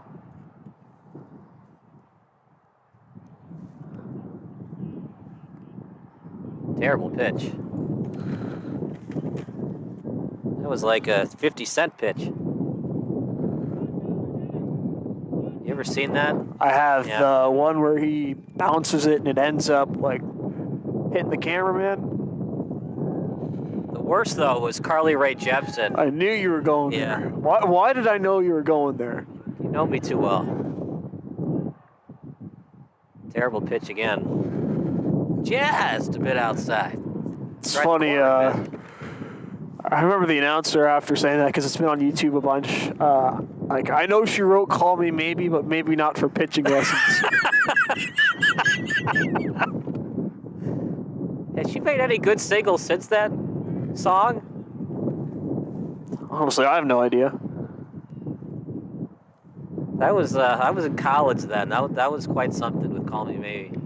Fly ball into right. It's going to be caught. Runner will tag, and now they're a grand slam away from winning this game. It's a sac fly for Clifford, so he has not been out yet on the score sheet.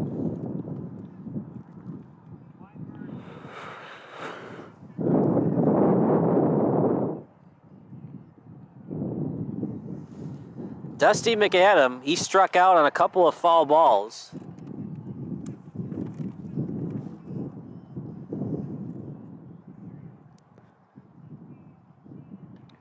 This will get it done again. It carries, but it'll be a catch for the left center fielder in Casey. And the 11-hole hitter does it for McAdam. It's looking less and less likely that we're going to see a mercy rule, but Balls on Parade Hats off to everyone in their lineup. That's their 11 hitter getting the job done once again. He's been as tough and out as the top of their lineup. He calls time. Remember, it's not when the batter calls time. The home plate umpire's got it granted. Back to the top of the order for balls on parade. That's a liner into the outfield, and it's going to drop for a hit. And I think they had that was not Weinberg. I think they had an entry. Anyways, they had a pinch hitter for the 12th. Yeah, this is Weinberg. Here we go. But how about this? If the captain of balls on parade hits a home run to end the game. What a story that would be for him. Line drive into the outfield. It'll score at least one, make it two, and they're one run away from the slaughter. Well, let me amend that then. The captain could be the game-winning run.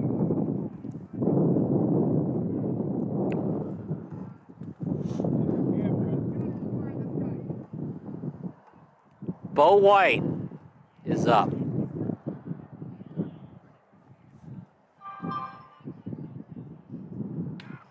And he gets it through the infield for a base hit.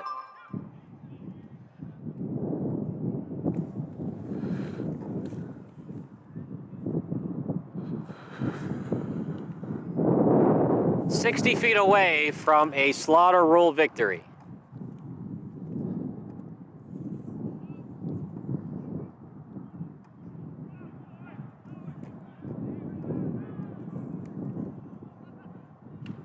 Fly ball. Casey gets a track on it, and he catches it to avoid the slaughter.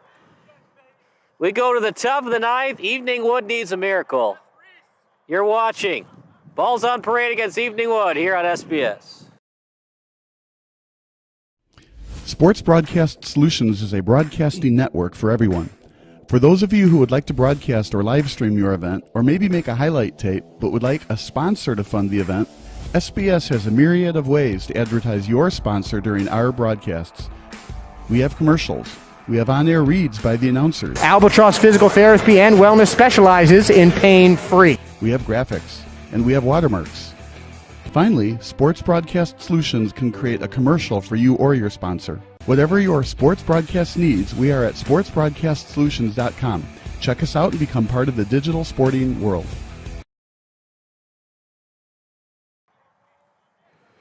"36-12. You need 24 runs.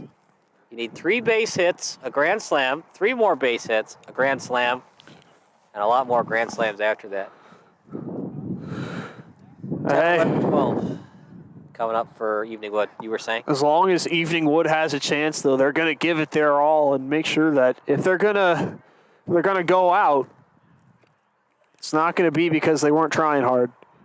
Well, they're going to try to get him at first. Great throw, and they got him! Oh, that's embarrassing if you're a fan of Evening Wood. What a throw! 8-3 if you're scoring at home. It's one you don't see every day, but hey, it's the championship game. Balls on Parade was not going to be denied. And the lineup for Balls on Parade, they did not have a center fielder listed, so I think that was Clifford.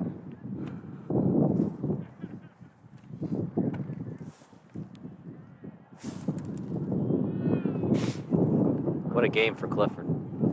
Swung on and missed. That was a strikeout there. Imagine that being your top of the ninth, down 24 runs, getting thrown out 8-3, and then striking out on 2 pitches. Wow, that's maybe not the way you want to go, but those also, are the breaks sometimes. You have to think maybe Evening Wood was just cold, and that's why they're not hustling to first base on a base hit. But also fair.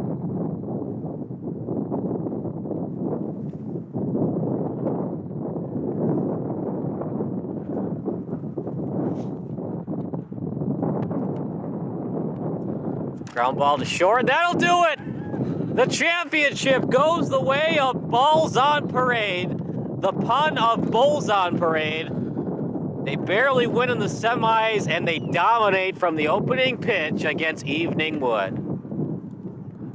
All the credit in the world, the Balls on Parade. Doesn't matter how you win as long as you have more runs than the other team, and they've won a whole bunch of different ways to get to this point. Congratulations to the League of Very Ordinary Gentlemen Fall Champions. And we got some fireworks. How about that? Balls on Parade. In honor of their championship, get some fireworks there at beautiful Community Park West. We'll take a break. More baseball action coming up next for the post-game show. You're watching SBS, a broadcasting network for everyone. Sports Broadcast Solutions is a broadcasting network for everyone. Let SBS broadcast your sporting event. We have experience and can generate excitement and permanent digital memories for your team. Tonight. That time, finally a goal for the Stampede! We have professional videographers using high-definition modern-day cameras, color analysts, and play-by-play announcers with state-of-the-art, classy graphical scoreboards to keep you updated. Plus, we have commercials to advertise your team, club, or sponsor, and us. Plus, we do pregame and postgame interviews. Hi, everybody, and welcome to the post-game show brought to you by Marion Central Catholic. My name's Kyle Smith. But my name doesn't matter. These young ladies matter. It's senior night as the Hurricanes win a battle down the stretch, 48-46. Hi, I'm Carrie Kramer. I swim 50 breast, 50 free, and 100 back. Whatever your sports broadcast needs, we are at sportsbroadcastsolutions.com. Check us out and become part of the digital sporting world.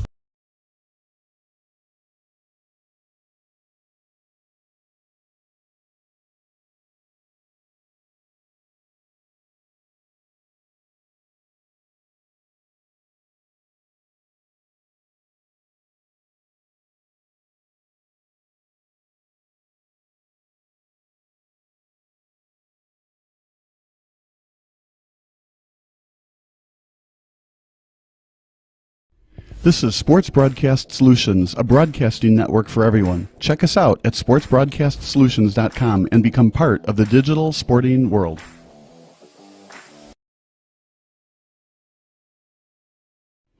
Sports Broadcast Solutions is a broadcasting network for everyone.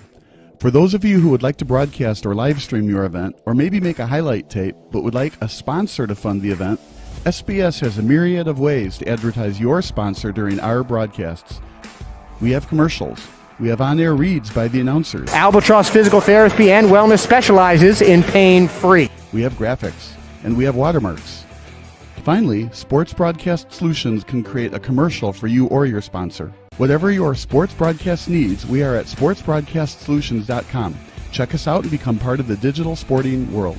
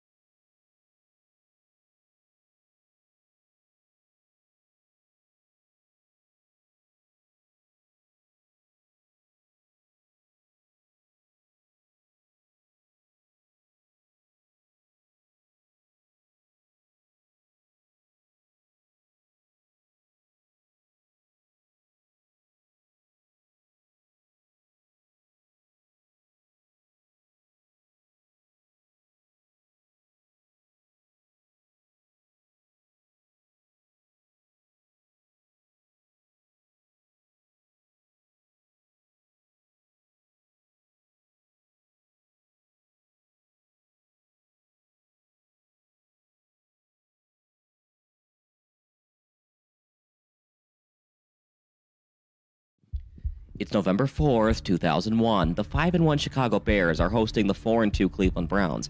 This is the last year of Old Soldier Field, as the Bears will have to play in Champaign next season while new Soldier Field gets built. Champaign is, of course, the home of the Illinois Fighting Illini, but it's located nowhere near Chicago. We'll talk about that storyline in a minute, but for now, let's analyze this moment. An overtime game is thrilling in its own right. How the Bears exactly got here is simply remarkable. Overtime just got started. But for Bears fans, They know from previous experience that anything can happen early on during OT. Why is that exactly the case? To fully understand, let's rewind.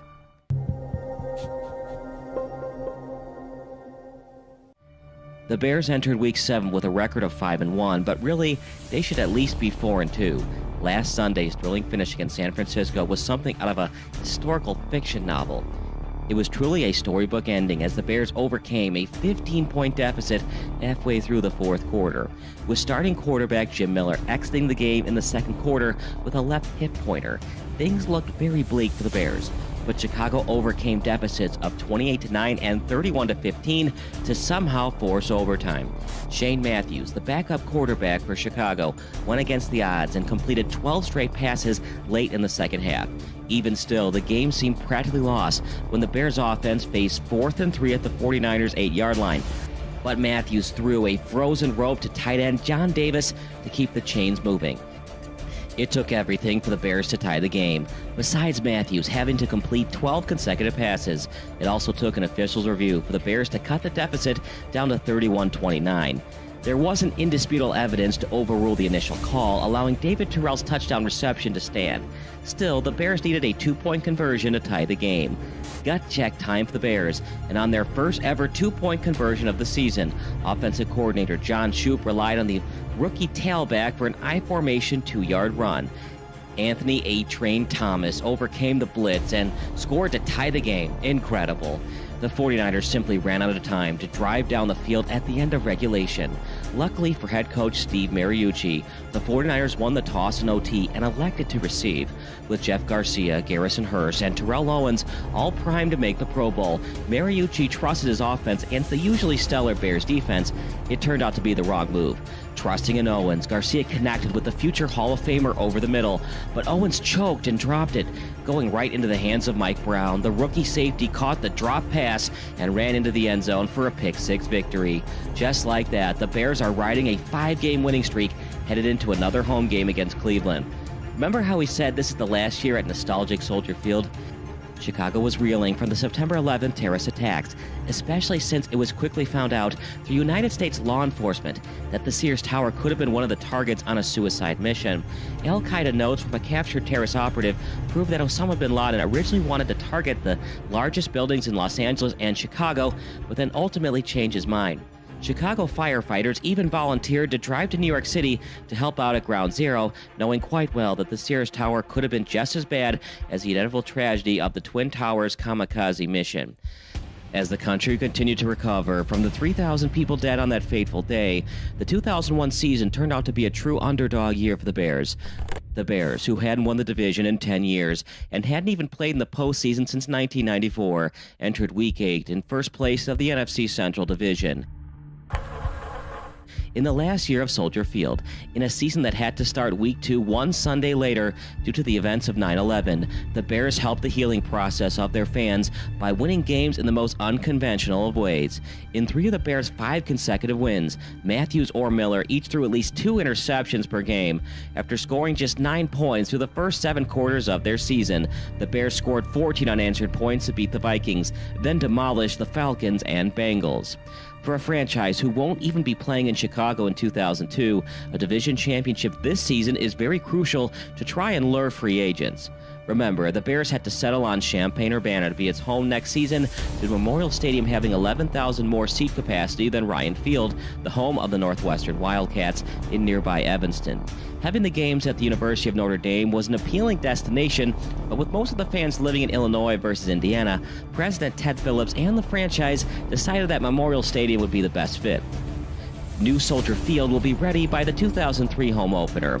Richard M. Daley, along with the NFL and city officials, decided to invest $587 million to renovate Soldier Field. Only $200 million is coming from the Bears. The other $387 million came from bonds that would be retired from the city hotel tax. The Bears also had to take out a $100 million loan from the NFL for stadium improvements, but they plan to recoup their expenses from a personal seat license fee at New Soldier Field.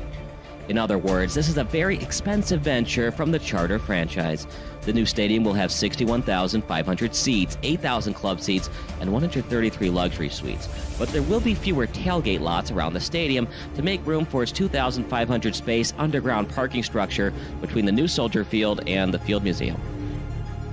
As such, it's very important for the Bears to remain relevant in 2001 so that fans will make the drive to Champaign in 2002 and will still be excited for the new stadium come 2003. And as we see on the screen, the Bears are tied with the Browns early on in overtime. But the Browns are a Cinderella story in its own right. The Browns are a new franchise, but not really. The old Cleveland Browns, who were owned by Art Modell, moved to Baltimore following the 1995 regular season. According to Modell, he had no choice but to move because Cleveland didn't have the funds to build a first-class stadium. When Modell said the move to Baltimore was official, a public referendum passed to fund the improvements to Municipal Stadium. It was too little too late, though, as Modell wanted the Cleveland Browns to become the Baltimore Ravens.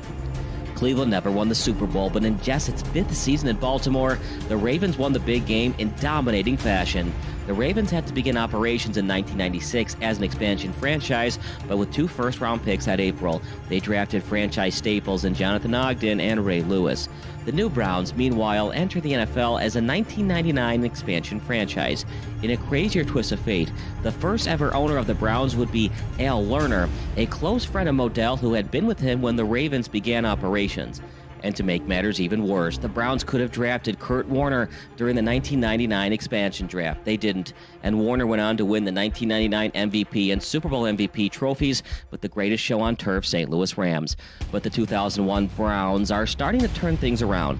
In its 3rd year of existence, in the post-Modell era, and with the franchise keeping its records and colors of the former team, the new Browns are 4-2 and probably should have won their 5th game in regulation.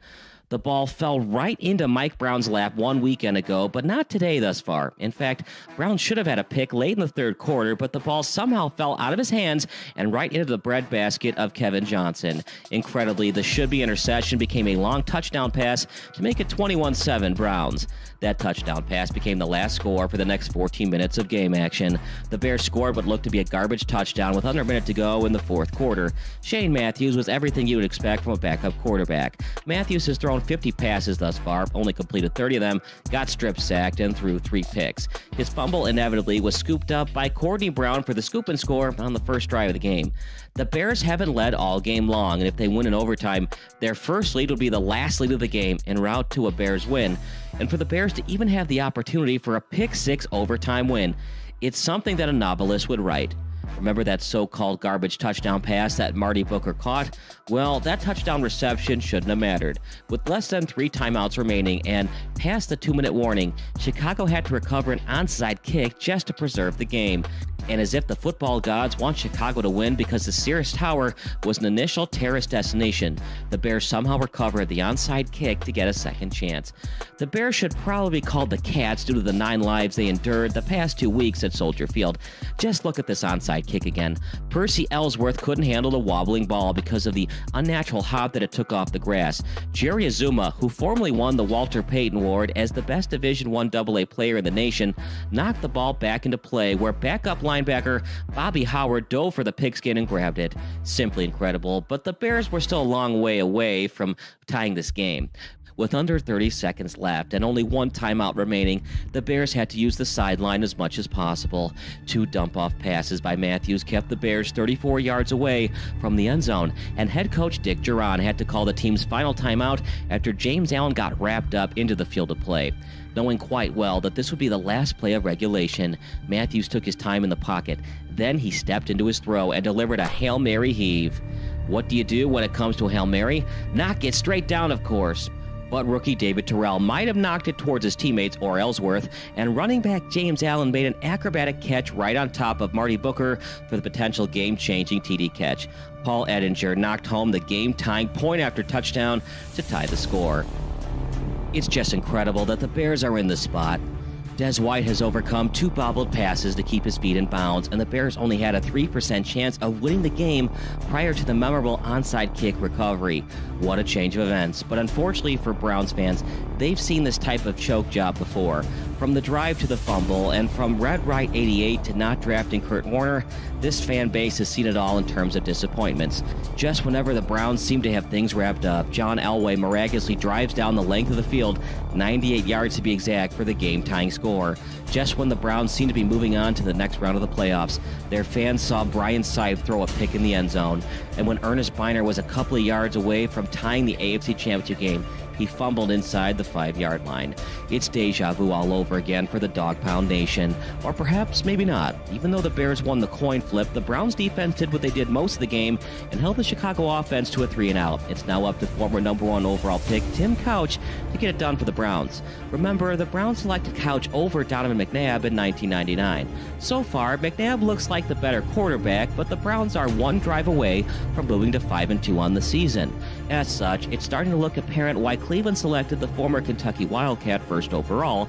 Granted, McNabb was put in a much better situation in Philadelphia than Couch in Cleveland. It takes a couple or even several years for an expansion franchise to compete, so the Browns might be ahead of schedule with a chance to go 5-2 headed into Week 9. Couch has looked like a first-round pick today, and his most recent completion, a 16-yarder to Kevin Johnson, was anything but mediocre. But the Browns' defense has still looked great today, as evidenced by Roosevelt Colvin's sack immediately following the Couch to Johnson connection. Can the offense and Couch recover from this recent adversity and lead the offense from a 2nd and 15 start? Or will the Bears, who haven't been to the playoffs in 7 years, win an OT for the 2nd consecutive week? The Bears are somehow finding ways to win games with journeyman quarterbacks in Miller and Matthews. Incredibly, the Bears also could have had Warner as their signal caller. Michael McCaskey and Bears ownership called Warner's agent, but Warner had to keep canceling the mandatory tryout/workout due to his upcoming wedding and subsequent honeymoon. Welcome to the post-game show, brought to you by SportsBroadcastSolutions.com. Check us out at SportsBroadcastSolutions.com, a broadcasting network for everyone. I'm Kyle Smith, but I don't matter. These young men matter. Balls on Parade. Balls on Parade wins 36-12. They were 1 run shy of the slaughter rule here at Community Park Field West. We talked to you in the pregame show, Josh. You win by 1 run. For the championship game, you win by 24. What does it feel like? Feels really fucking good! Really fucking good! Very good, very good. Luckily, we're not funded by the FCC on that one. Big time win, 36-12. Were you guys looking for the slaughter rule in this game? No, we just came out to win. Absolutely. For people that don't know, what is your name and what did it feel like winning the championship game? My name? Yeah. Eric Noche. What did it feel like? I mean, hey, what we said at the beginning of the game is we were the only ones that wanted to be happy today. And we were. It was fun. It was fun. Let's fucking go. No chains. Absolutely. Big time win for your team tonight. Yes. You were the 7th seed. Yes, we were. And you found a way to get into this championship game. Some people doubted us. Some people made posts on social media, didn't think we were going to be here, but we found our way here. We're going to hold on to this feeling because we got 6 cold months before we get out in the field again. So, man, we're going to keep us warm for the next 6 months. October is where champions are made, right? Let's go. Legend. That's right. Let's go, Farrington. Where are you going to Disney World! We're going to Disney World! We broke the record, 27 home runs in a 2-game stretch. Oh, no, we're excited. This is a group effort here, man. We came with a game plan. We got it done. We executed. It was the best time ever with these boys. Great time. Farrington executed about 7-8 home runs. Yes. Had a light out there. Guy was amazing. You guys, were you guys referencing Roy Hobbs when he hit the lights? We were. Yes, we were. The natural. Wonder boy. The natural of Beer Lake softball right here. Savage, get in here, dude. Hey, you know what? You know what else though? It was amazing. This league is unbelievable. It was 7 versus 8 tonight. Hats off to those guys. I mean, the fact that they made a run, we made a run. Anything's possible. The draft works. The league's amazing. It's just unbelievable experience. Before we hand it to Savage, who got us to this week, thank you to Adam. Thank you to the board. Thank you to 180 guys that make all this possible. Thank you to the Blues, the umps. It's special. It's really special. But AD makes this happen. He's curated such a special community, and it's made something that's way bigger than softball. This just happens to be our vehicle for doing it, but so grateful for what they do, and we're about to baby. Let's go, Bob. Hey, let's go. Hey, on 3, boys. Let's go, boys. Hey, we're gonna bop. You ready to bop? Okay, come bop, baby. Let's go, boys. Count us off. Give it back. Count us off, baby. 1, 2, 3. Bop! Let's go. Thank you. Thanks for doing this tonight, man. That's a post-game show. So for our excellent crew, Bob Vilsaway in the studio, Ryan Zimmerman on color duties, Q doing the videography. I'm Kyle Smith signing off. Once again, final score, Balls on Parade wins the 2022 Fall Championship game 6-12, and we'll see you next year on SBS.